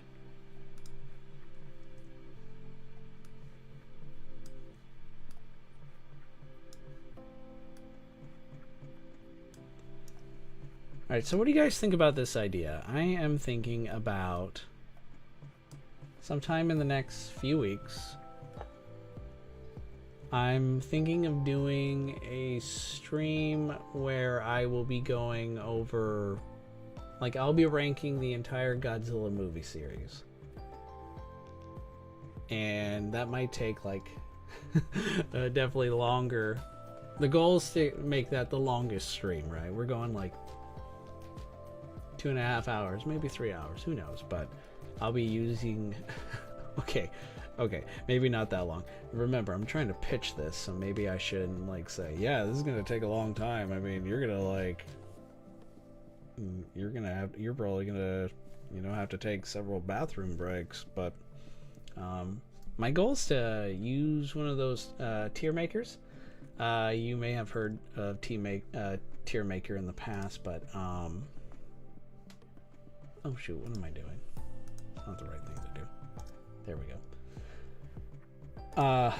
Yeah, I'll just, you know, I'll share my screen and show the tier maker in question, and then just go over and, you know, we can just touch base. We could just exchange ideas, like, what do we think of this certain Godzilla movie? And you can all, like, scream at me because I just, like, totally put, like, I just took your favorite Godzilla movie and gave it a poor ranking. I, like, eviscerated it, and now you're just going to unsubscribe and vow never to see or talk to Kaijutopia again. Oh, did I say that part out loud? Sorry. Of course not. I promise. I'll be pretty respectful. And I'm sure I'll say something like this again when we get to it. But, like, to me, no matter what Godzilla movie I'm going to be talking about, you know, you're going to be talking about a film that is someone's favorite. Like, one fan's most despised, worst Godzilla movie is another fan's treasure. So I'm going to respect that. I'm not going to eviscerate these films. Actually, the truth is, I like them all. I know that sounds like really cliche and generic, but I'm a pretty big silver lining optimist when it comes to movies. And it doesn't mean I like all movies, but even if I don't try and overstay my welcome, so to speak. Usually when it comes to talking about movies or art as a whole, I generally just focus on what I like. And if we're talking about a movie series that I don't like, or something that I wasn't overly fond of, I'll still ask you, like, what you guys think, or, like, okay, well, let's talk about what you liked more about it. It doesn't mean I'm not, like, opposed to constructive criticism, because that is highly important. But yeah, it's just something I'm thinking of. And of course, depending on how well it does, I will probably do something, another stream in the future, something way nerdier than just talking about, you know, favorite Godzilla movies. I'll probably do a, like, most powerful Godzilla stream someday as well. I am so into those kind of topics. I know they're so easily, I mean, these, I don't know, man. Like, it's so easy to, like, for those sort of Godzilla versus threads to just go down the drain in terms of quality. I mean, it's something where I've done for years, of course. But it's also a lot of fun for me personally anyway, so my goal would be to try and, like, make it more fun, less juvenile. But that, even though that's the goal, doesn't mean that's what I would succeed in doing.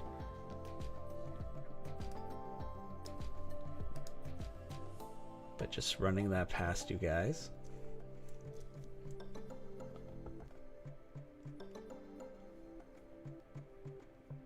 My favorite movie is between Against Mechagodzilla and Godzilla King of the Monsters. So by Against Mechagodzilla, I'm assuming the Godzilla X Mechagodzilla one with Kiryu, right? Or Kiryu. 2000... 2002 or 2003. Yeah, I think it's 2002, and 2003 was Tokyo SOS.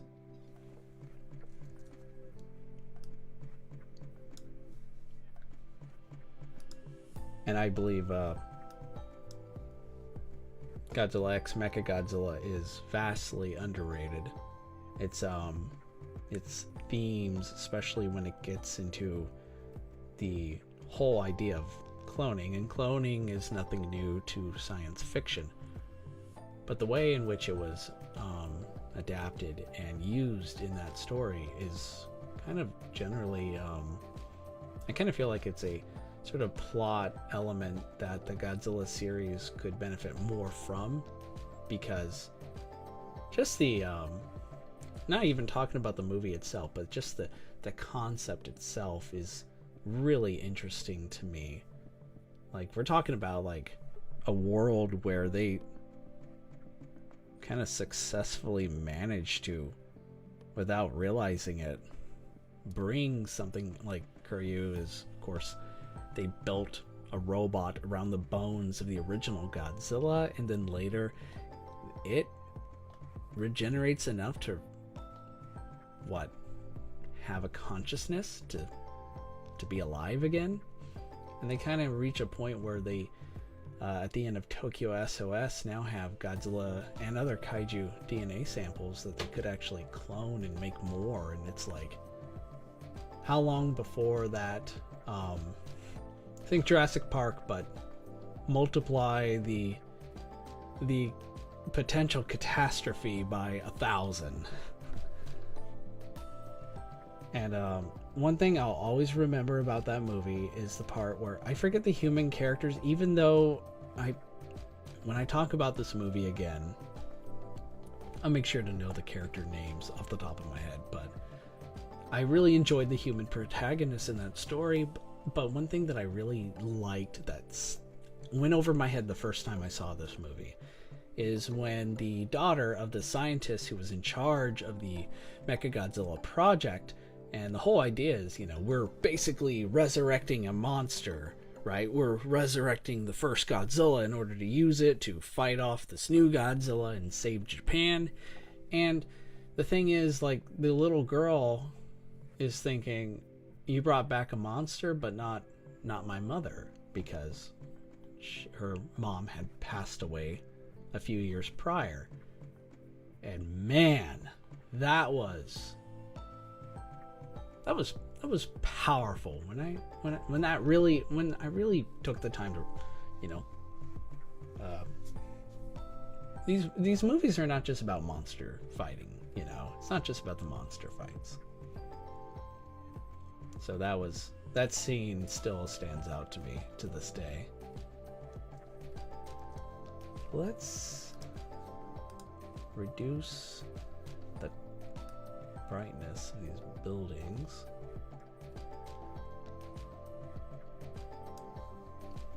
Be a little bit difficult because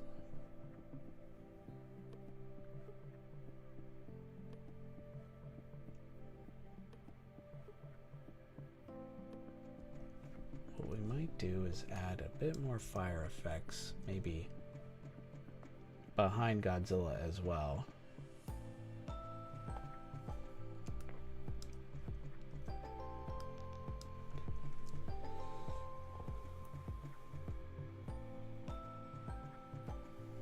Mitten's Cat Underlord probably, who knows, 20 minutes ago wrote this because I'm slow, and I apologize for not reading all your messages, guys.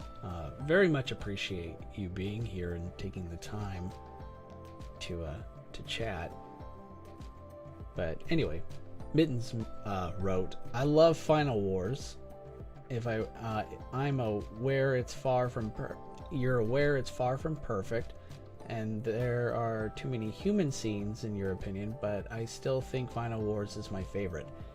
Godzilla Final Wars is a fun movie. It can also be extremely divisive. It really, to me, depends. When I say divisive, I guess I just mean it's really one of those movies where I gotta be in a certain mental state or feeling, certain mood. That's better. not mental state. Wow. A certain mood to watch Godzilla Final Wars. My first time watching it was in Seattle at the Neptune Theater in front of 600 people. That was fun. This is a party movie. This is a movie you watch with more than, you know, not, I mean, if you can watch it by yourself and enjoy it, all the more power to you. This is like one of those like Godzilla movies that I would describe as being made for like extroverts, which I'm most certainly not, but when it's Godzilla, whoo, look out, extrovert inside is finally breaking free. And yeah, so Godzilla Final Wars is a lot of fun. There's a lot of kinetic energy to it. There's a lot of goofy ass stuff as well. I mean, it's Godzilla, but in this case, there's so much sci-fi galore, so much, you know, homages or nods to like X-Men, Matrix, and such. But I'm happy you brought up Godzilla Final Wars, because I did mention earlier that, you know, this idea, for example, of remaking a Godzilla versus Biollante scene, and this isn't the only one I'm going to work on. I'm going to work on several more, but my Godzilla Final Wars SH Monster Arts came in the mail, finally, and I'm totally going to do a movie, a stop motion, with Final Wars Goji. What's the funny quote? Kicking names, taking ass. Okay, anyone familiar with Avengers Infinity War? It's like one of my favorite quotes from Mantis, part of the Guardians of the Galaxy. She said that. But yeah, totally, I'm gonna do a Godzilla Final War stop motion movie. I'm still working on the plot, but you know, just trying to prepare the storyboarding, because when you do these, I don't know, do you guys, you do stop motions, do you like do storyboards? Because I find that storyboards are so helpful. Like, I really need to do a storyboard in order to prep and prepare. But yeah, so it's gonna be exciting. I'm sure I'll share more, but I got one project to do after this first. Big Damned Heroes versus Big Damned Villains is what I'm calling it. It's gonna be like a break from kaiju, still stop motion animation, but you know, it's gonna be like a huge multiverse sort of fun little video I'm gonna make. It's not gonna be like extravagant, but it's just gonna take a lot, because there's gonna be so many characters. But man, make no mistake, there's a lot more to, there's so many projects I'm planning on working on in the coming months that it's just gonna be insane. As for how do you guys say Gigan, I pronounce it just as I just did a second ago. Gigan. Gigan, I've heard before, and I think that's fine. Either way, I mean, we know what you're talking about. If you say Gigan or Gigan, we know who you mean. So I'm not really picky when it comes to kaiju pronunciations. I mean, Jet Jaguar still throws me off to this day. I want to be like Jet Jagger or Jet Jaguar. But Jet Jaguar, that's usually how you say it. Alright, let's, before I forget, I'm going to bring back some of the fire effects designs here. And what I'm thinking about,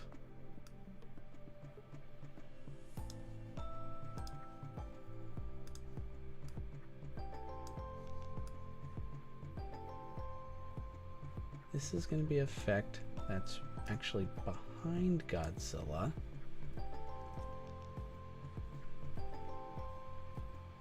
Let's just make sure I don't like... Oh yeah, that's looking pretty good.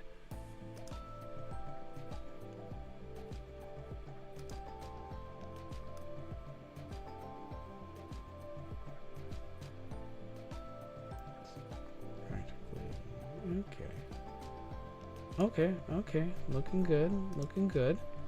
Let's just move it out. There we go.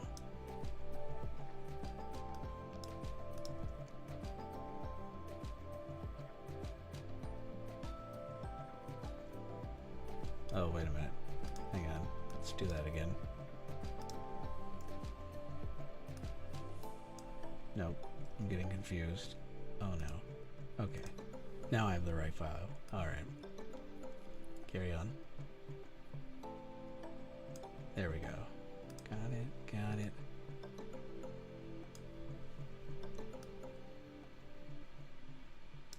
And that's really it. I don't think I have to do too much more. Maybe add... maybe add some embers, some ember effects. I mean, all things considered, we're like 2 hours, 14 minutes in. Not sure I'm gonna get to super comp in time. Hang on, I gotta check something on my phone.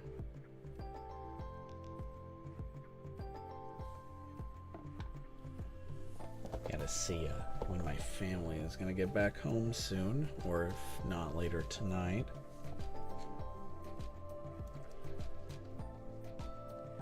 Okay, let's see. I usually do not do storyboards. I probably should. I mean, it's a matter of preference, really. Storyboards help me both.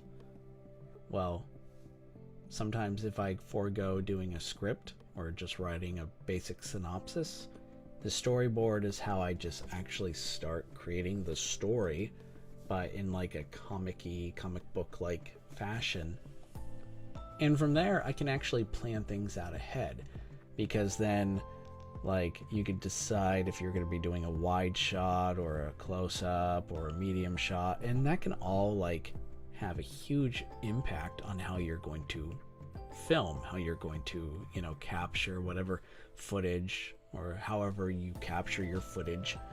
That can also play into the post-production phase, like here and now. Like, kind of like, imagine, let's bring back that talking. I'm acting like I'm dictating something here, but let's bring back this classic look here. This could easily have been a storyboard. This is something that could just as easily, in fact, it wouldn't surprise me if the filmmakers for this movie have this or something like it on a storyboard somewhere. Wait a moment. Yeah, we're not that far off from kind of looking the part here. Although there is a tree here. Getting distracted again. But anyway, the point being, this storyboard, just storyboarding as prep, it can save you so much time and effort. It can also help you like tell a story in a way that can, I guess what I'm trying to say is, if I were to cite my Mechagodzilla Destroy a Space Godzilla movie, I storyboarded that like crazy, and there was a screenplay involved as well. And with storyboarding, it gives you a nice visual teaser, a clue of what sort of project you're going to make, and you'd be amazed by how certain things, I mean, our brains are very interesting, unique, not to brag. I mean, I am my brain, and my brain is now you know, bragging, but so does yours, and it should, because when you look at your storyboard, you suddenly notice a pattern in presentation. And a lot of things begin to line up, and it's kind of interesting. By, you know, what do I mean by line up? Well, the way in which you depict your character, you could actually, like, we depict Godzilla kind of similarly like this, for example, in like the beginning shot, and then maybe in your final shot of him, it's like a very similar angle of this, kind of like a book close sort of thing, where you suddenly realize without thinking that just by storyboarding alone, you just like kind of provided a very fitting bookend, as George Lucas would put it. Like, it's like poetry, it rhymes. gosh, that I can only imagine how bad that all sounded. I'm sorry you guys had to suffer through that. Okay, I'm not sorry, because you know what I say is just, I'm a genius. I know what I'm talking about. Sometimes. Not really. Oh jeez. Let's see if we can move this a little bit sooner. This is okay. I kind of like it right about here. All right, this looks a lot better. But you know what? Storyboarding is not for everybody. It's yeah, I didn't have to change anything. It's really a matter of preference. If you don't want a storyboard, it's fine. It just helps me prepare and do things, you know, do what I do. And we all have our different sort of techniques, our own methods. And I'm curious to know your guys' methods too. Because I'm sure you guys have developed techniques that I haven't thought of.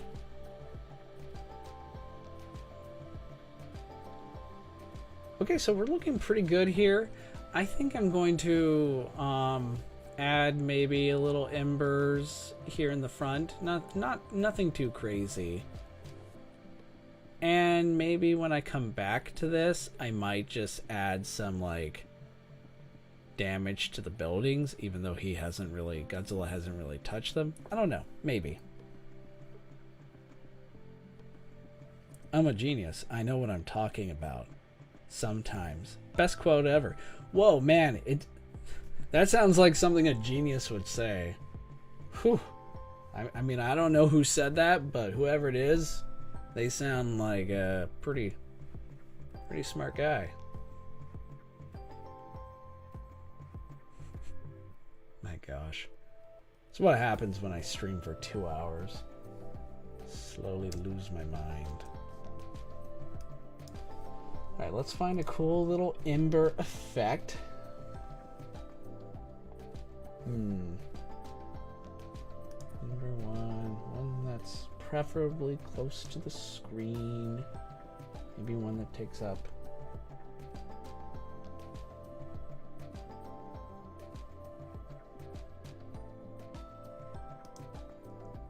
a full frame, maybe. Ooh, I think I found the right one. And it might actually go the right length of time. Hang on. Oh, wrong button. Let's get back to project so I can drop it in. Full frame embers. Here we go. Let's go, let's go, let's go. It's a little bit too big, but go to our mode, switch to screen. Oh, no, let's do add. I'm gonna make this shiny. Okay, there's the embers, but let's flip it so Godzilla's kind of going towards it. Or no. Let's make it so the embers are coming from the source, from him, from where he's coming from. Not sure if maybe these are not the right ones, the right ember effect to use. Because these particular particles, if I were to slow down, would look off. I know from experience. So let's see.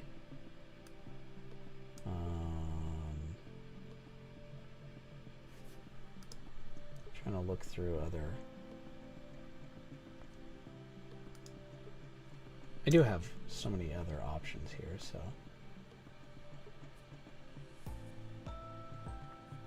Oh yeah, that looks cool.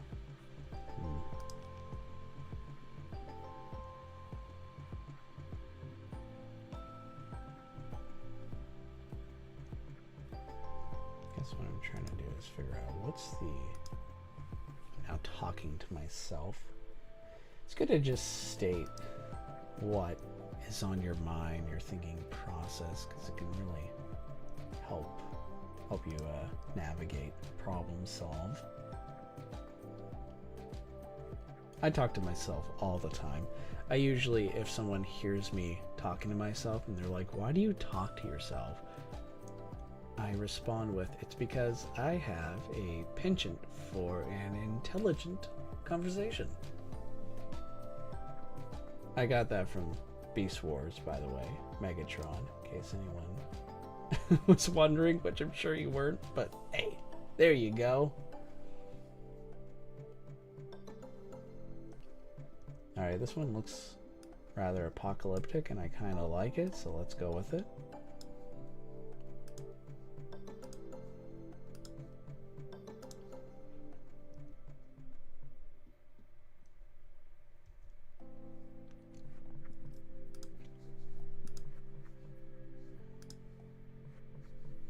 Might need to make this a little bigger, but that's fine. Wait, no, it's not as cool as I thought it would be. Alright, well, let's just stick with what we have for now. Maybe I'm mistaken and this can be expanded on.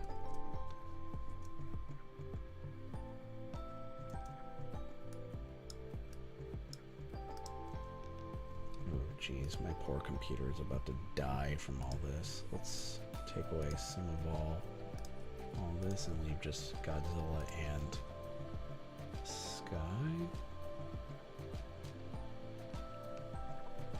That's not bad. That looks fine.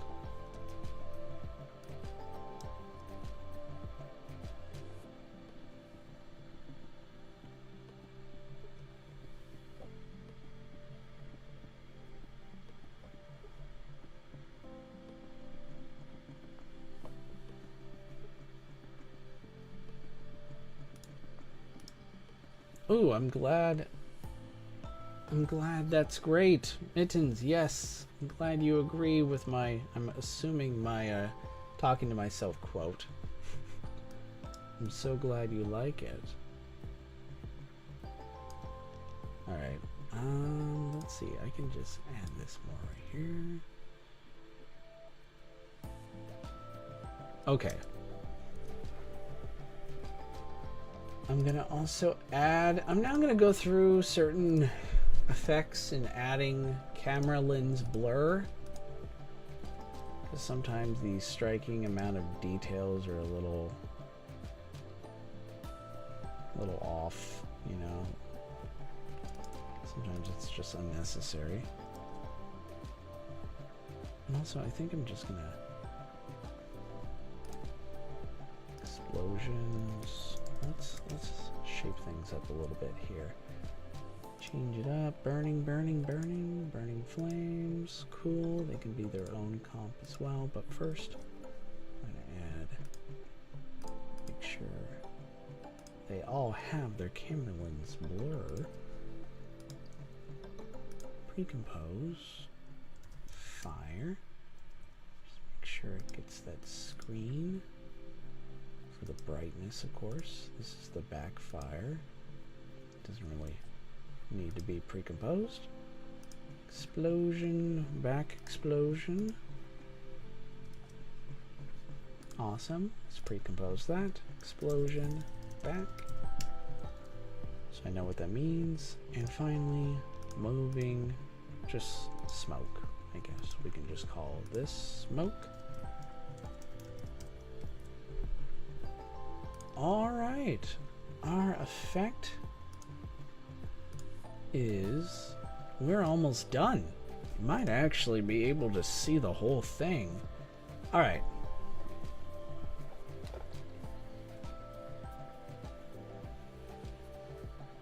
Alright, so let's see. Do you have any tips for making stop motions? I can make them smooth, but not really good at adding effects, let alone finding them. I'm trying to think about your question.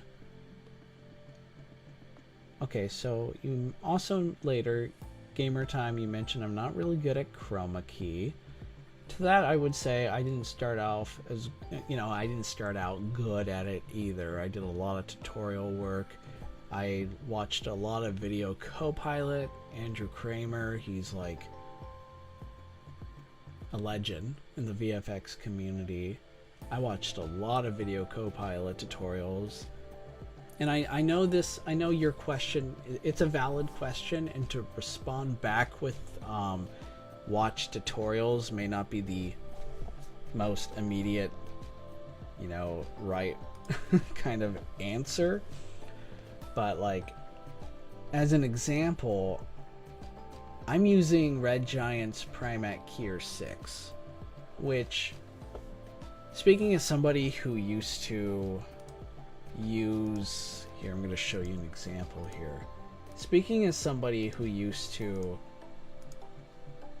use the key light here, I go to keying and then I click on key light.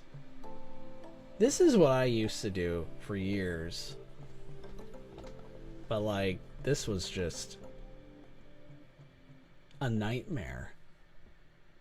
I mean, if this is what you mean, we can walk through it together. We can dedicate some time. Perhaps, I mean, it's already kind of late for this stream, but definitely hit me up and we can go over if this is what you have no choice to use, because Red Giant's Primac here is expensive. Like, I'm fortunate that I was able to save up and, also use some of my student discount, because I went to a software engineer school last year, so I was able to apply for Red Giant assets and was granted a student discount. So I'm still relying on them for that very reason. But man, if obviously if that's not, an option for you, I'm more than welcome. I am definitely willing to like go through step by step of certain key light techniques that I had picked up in previous projects that I used before Red Giant's Primac here. Or in the meantime, checking out other sites, other VFX artists. Like, again, tutorials are not, they made me the filmmaker I am today. I mean, it's easy to take them, maybe to just not think much of them, but I cannot recommend the Video Copilot's tutorials, especially with green screen, enough. You also mentioned I can never get rid of the extra green or blue from the green blue screen. Exactly. So like with the Red Giant's Primac here, there are tools specifically meant for that. But with Keylight, we can go through it, and here's where things like we have deep spill. Oh man, this is already giving me nightmares. But I could we could go through it step by step, and I could, like, maybe if you have a specific file in mind, or I could work on something like this, I could show you some sort of techniques I picked up over the years. But already, man, this brings me back. But there is a way to make it work. This is how I had my start with using Keylight. So if that's something that you would like to do, or something we can work on together in the future, I'm game.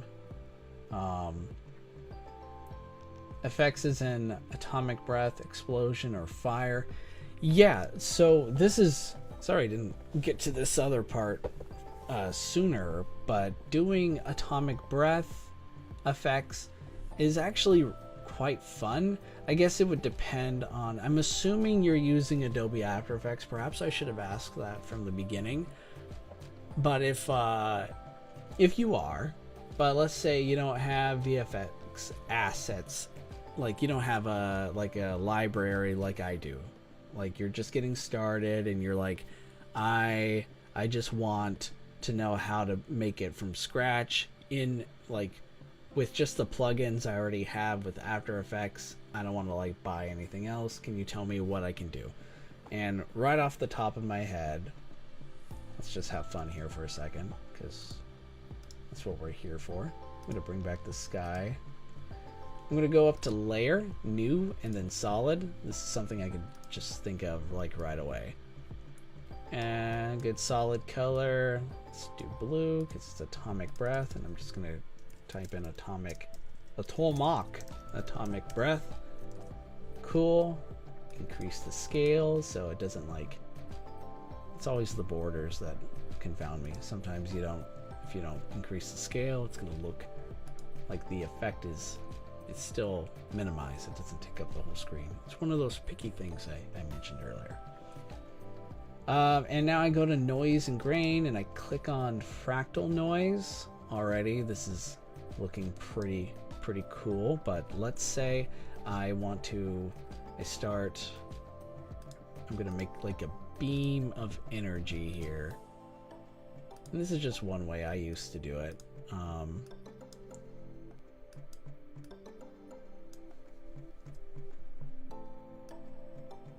Okay, so I add my feather here, and now what I'm gonna do, and there's a lot of ways you can mess with this.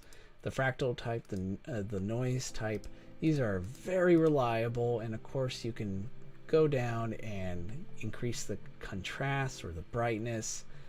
I usually allow wrap back, for example, but what I do is I click on this evolution right here, cycle evolution, and you don't change anything just yet, but you go like maybe 5 seconds in, and now you can like boost that up. So I put 15 here and cycle 15 as well, and before you know it, suddenly you're looking at motion. It looks like the energy, you can literally see it like doing energy things, right? It looks like it's coming to life already. It's looking pretty cool. And you can also later go in, what I used to do is I would go to color correct and I go to CC toner, and I would you can make that a nice looking blue color like Godzilla's atomic breath.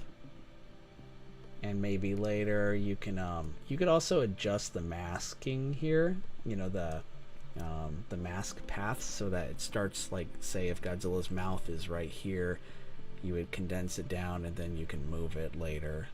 I'm going all over the place because I really enjoy doing this sort of thing, but you get the idea. Maybe even go down to stylize, add a cool glow to it as well. Maybe make this secondary color a bit better. And now I go to color looping and I do sawtooth AB, and then right above glow colors, A and B color. And now, man, I'm off to the races. Now I can adjust this however way I want. Add a bit more shine, intensity. You kind of see where I'm going with this, but yeah. Or you can just duplicate it, and now it's even flashier. That's one way I would do an atomic breath. It's how I used to do energy beams, in fact, was very similar to that. Since then, there have been others, like with Video Copilot, I mentioned them earlier. They have one plugin that's amazing, that's just absolutely 100% highly recommended to you guys, and it's called Saber. Now, I would prefer to do some prep in advance so I can be better at presenting this, but I go down to Video Copilot. Saber might be free, by the way. It might actually be a free plugin for you guys. Might want to double check that, but Video Copilot, find their Saber plugin, and if it's free, then this is something also really nifty. So like, already you could tell this could make for a really great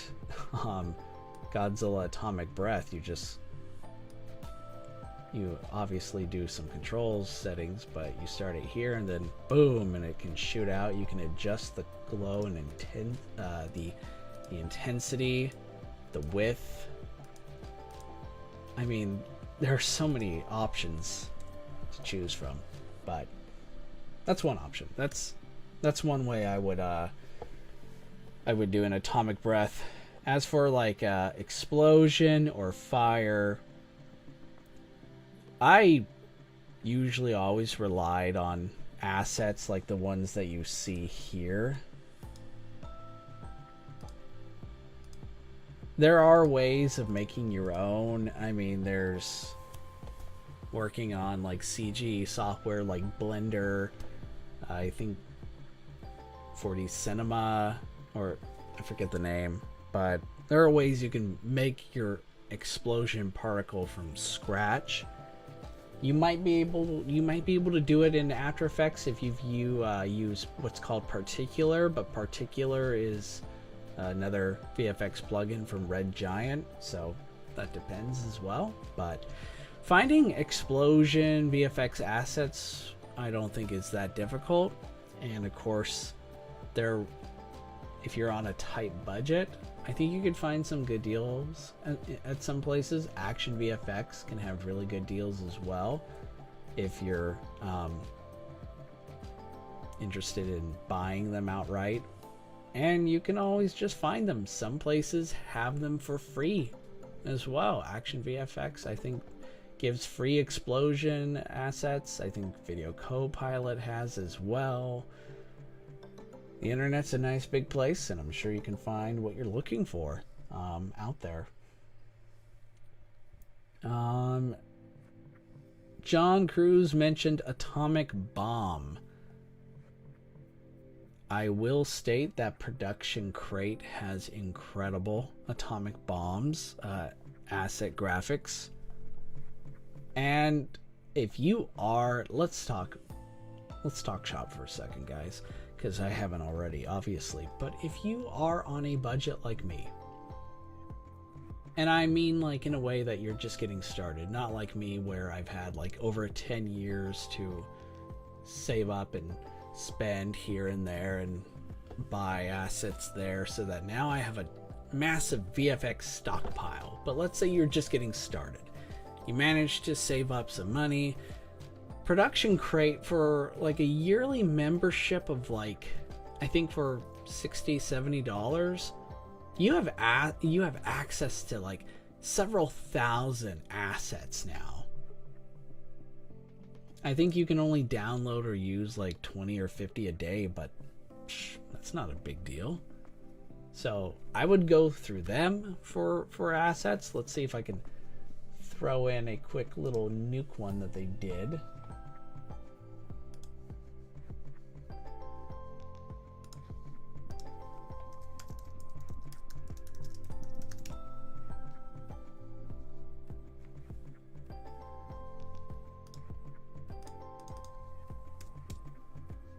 Come on, computer, don't let me down, man.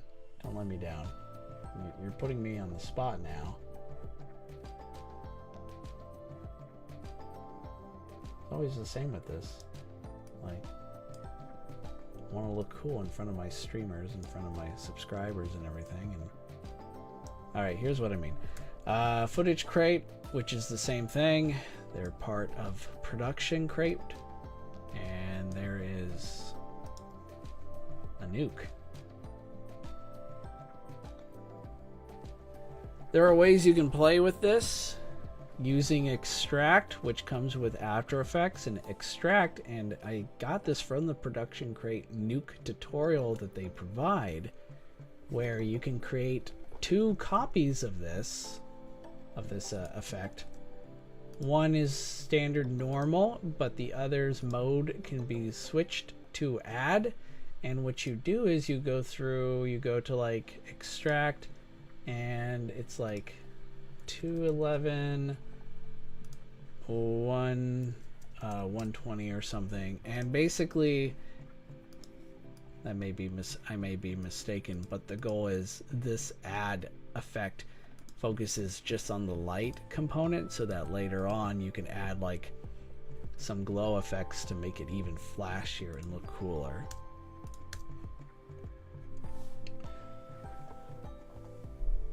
Okay, let's begin the final process. I might come back and revise certain things later, but now I know I was just talking about budget, but for those of you, let's just pretend for a second you have like an unlimited budget. You were able to go through with Red Giant. Or if there's one thing that you save up for and really want to tackle, I cannot recommend Super Comp enough. Super Comp, oh my gosh, here we go. Super Comp. This is going to be the quick little tour. Oh gosh, don't do that, Tom. It's going to be the little teaser, okay? I'm going to go through and explain why Super Comp is legendary. But first, I got to add some effects. And you'll notice I'm going lightning fast. I'm going through all these different presets.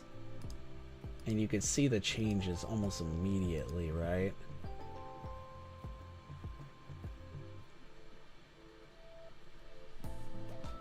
Oh, wait.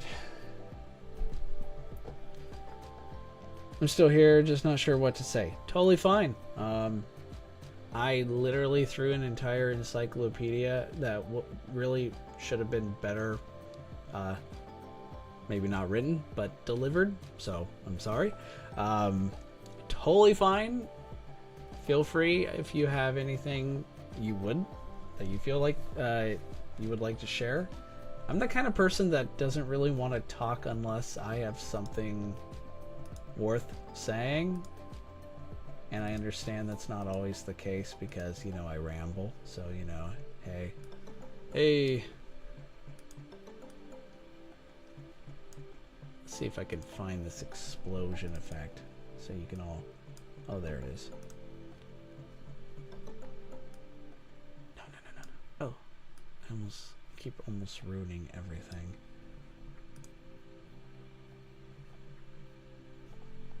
Let's see.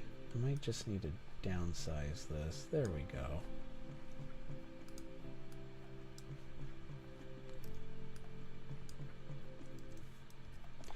Alright, so Super Comp is, in a nutshell, meant to enhance the immersion.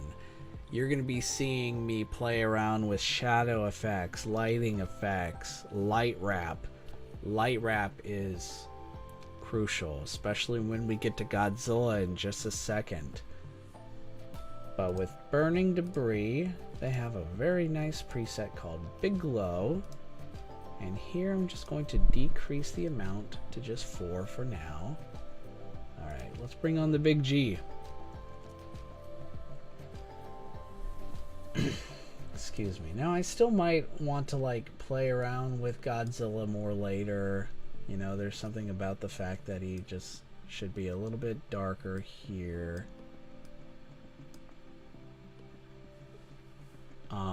That's a little bit too dark.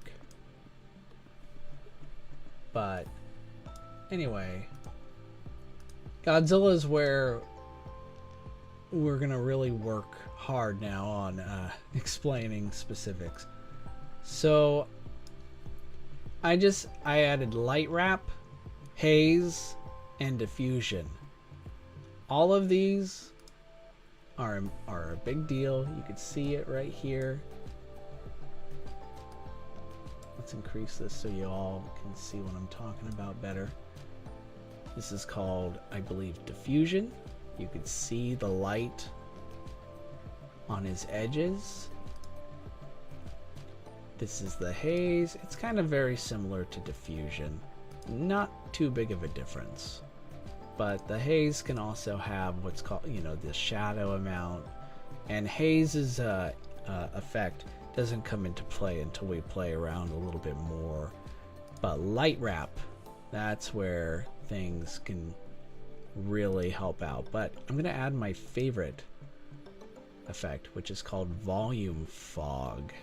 Oh my gosh, this effect. I'm going to bring down the shadows. That's right, this is a shadow effect. I'm playing with the light and shadows. They go hand in hand after all.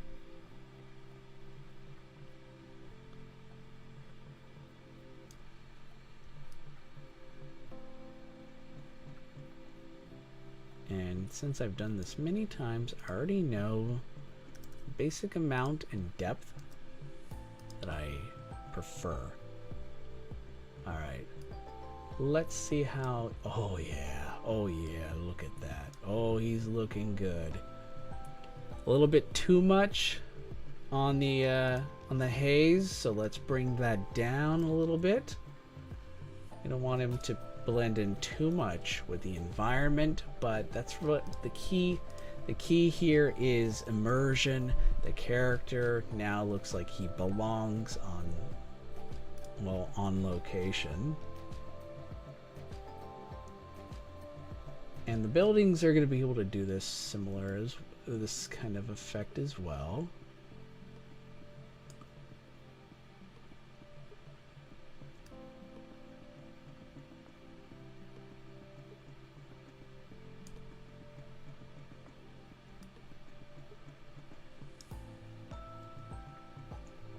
Great. Let's add some fire in front of Big G. That's a lot of good fire, but I think the amount appropriate could just be 3 as well. We have our explosions coming in, and because they are in the normal mode as opposed to the fire is in the I believe the screen mode, which allows me to use the glow effect for it. But because the explosion is in normal mode, I could add shadows to it as well if I wanted to. But what if I wanted to add a glow effect to the explosion? I would do what I talked about earlier with that nuke effect that I threw in. I would make a duplicate of this, excuse me, I would make a duplicate of this explosion graphic, and one would stay normal, but the one on top of it would become screen, or would receive that mode screen treatment, and then I would edit it with the extract feature plugin. Kind of getting a little off, a little woozy here, but it's okay. I'm almost done. I'm gonna commit. I'm almost there. But yeah, so we would use the extract, so it would just isolate just the glow effect of the explosion in question, and then that is the file I could add a glow effect to in SuperComp. There, that was my thought. But I don't need to do it because this looks fine. Alright, buildings are now in play, and though the buildings definitely need more work, if you ask me, they need to be a little bit darker. We're making good time here. I think with them I would add a sort of tone effect. But the shadows being added to the buildings can still help us out.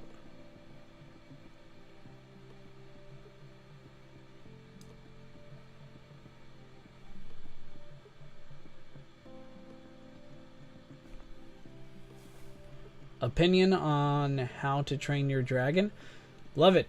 The first movie is pretty good. The second one is good too. Not quite as good. And the third one I thought was a fitting conclusion to Hiccup and Toothless's story. But yeah, love that movie. Ooh, jeez. You know what reminds me of How to Train Your Dragon? The new movie on Netflix called The Sea Beast. If you haven't seen The Sea Beast yet, highly recommended. It's pretty good. If you like How to Train Your Dragon, I think you're gonna love this because it's similar, only, you know, instead of with dragons, it's with sea monsters. And my favorite sea monster in that movie is, of course, the one they named Red. She's so awesome.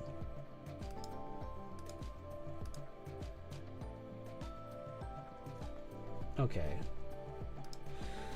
Let's quickly change the buildings here. With this, in the past, I usually did C and toner. I'm trying to make the buildings a little bit darker. not too much, and then blending, because that looks so terrible, you can blend with the original now and play around.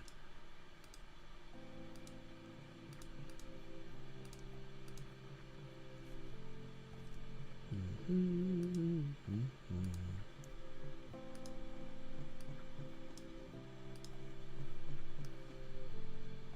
that so the curves have better say. Okay.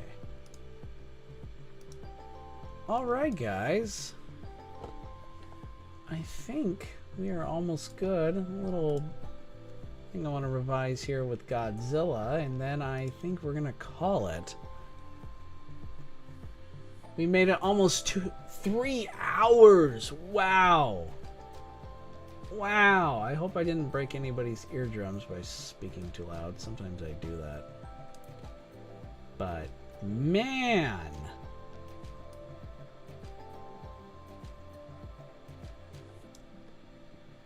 Maybe this can be a little bit less. There we go. 16 there, yes.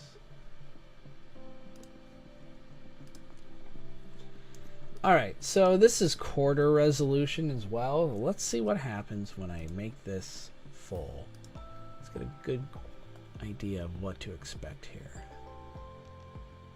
Yes. Alright, this is going to take a moment to load.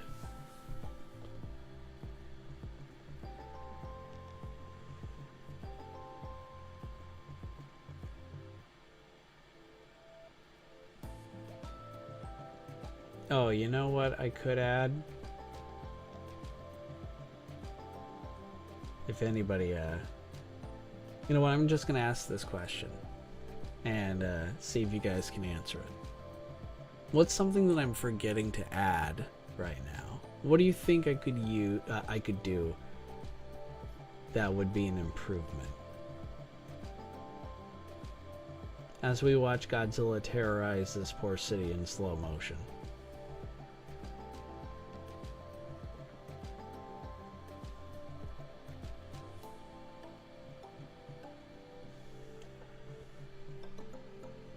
Sound effects, absolutely. Sound effects will come into play when VFX work has concluded.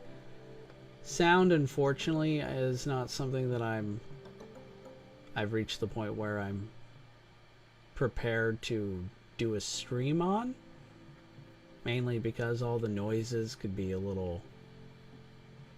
I think personally that would be a bit... It's not my thing, but... Absolutely, sound effects are important. A little more glowing to the fire. Yeah, that could definitely help. Actually, glowing is the key word there. I was thinking the glow, however, wouldn't come from the fire, although the audience would think that it is the source. I'm thinking of adding some lens flare, some flare effects to this shot. Okay, let's see how this looks.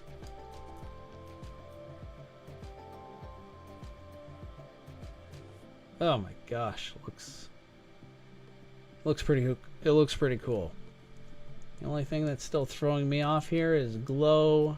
This Godzilla is I just haven't been able to shake that obnoxious kind of blue glow to him.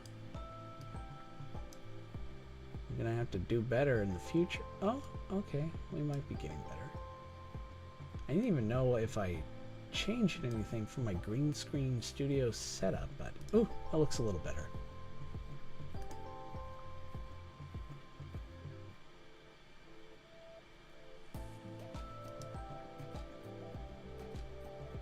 Ooh, Godzilla's dorsal plate's glowing. Ooh, that's a cool idea.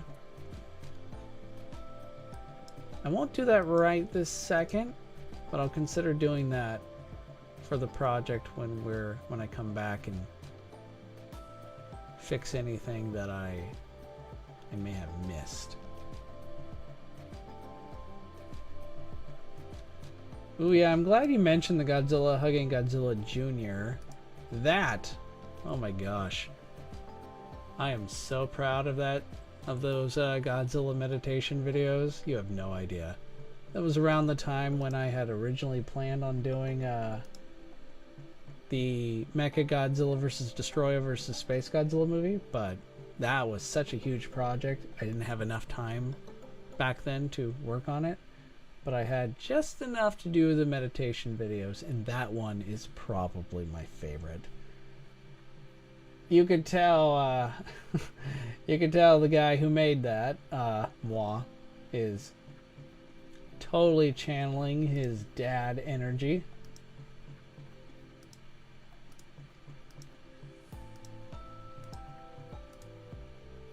Alright, I think I have the fire lens effect that I'm looking for.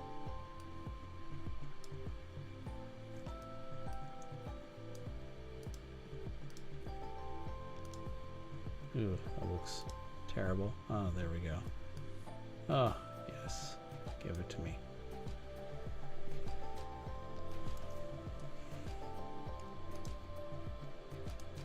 It's gonna be its own thing, of course, so like I can just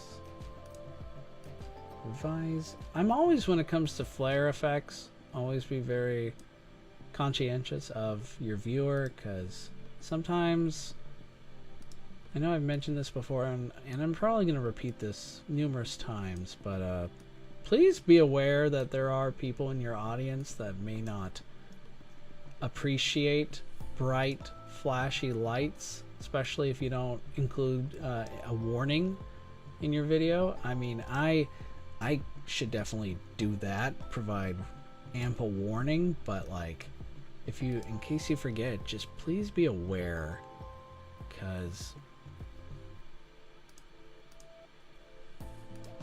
some people, oh shoot, some people may not be able to, I don't think they would appreciate that all that much if they're watching like one of my videos and then suddenly they get bombarded by bright flashy glows and it's just a bit much. Let's see. I loved when their Godzilla and Godzilla Jr. dorso plates flowed in sync for a second.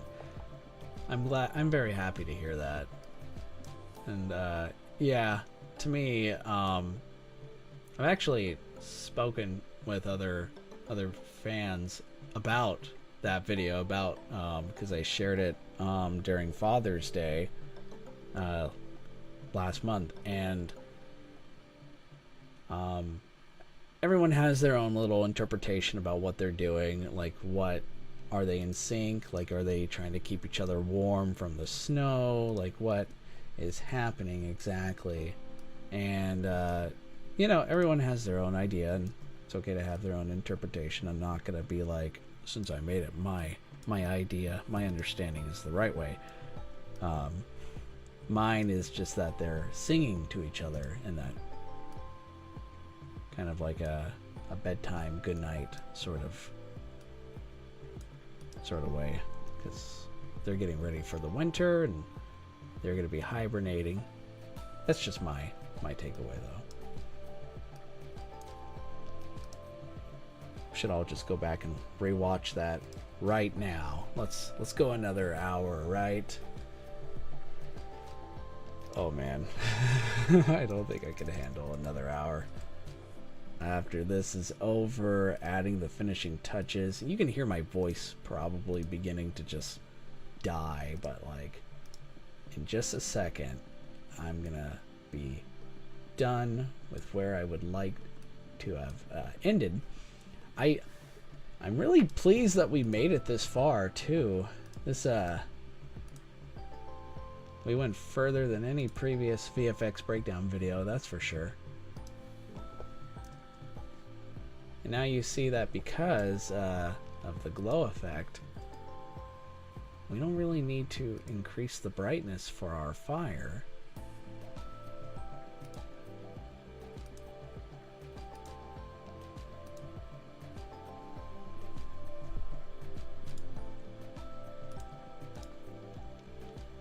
And now we see Godzilla towering above. what we could do is lighten up a little bit on his darkness, because now we have extra light there. Oh, geez, maybe not. Oof, maybe not. Looks fine.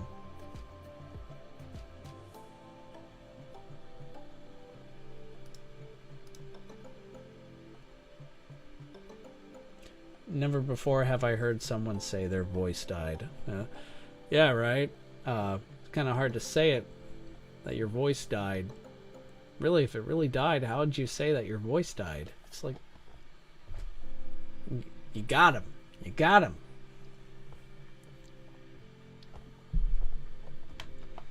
Yep, water. Gotcha.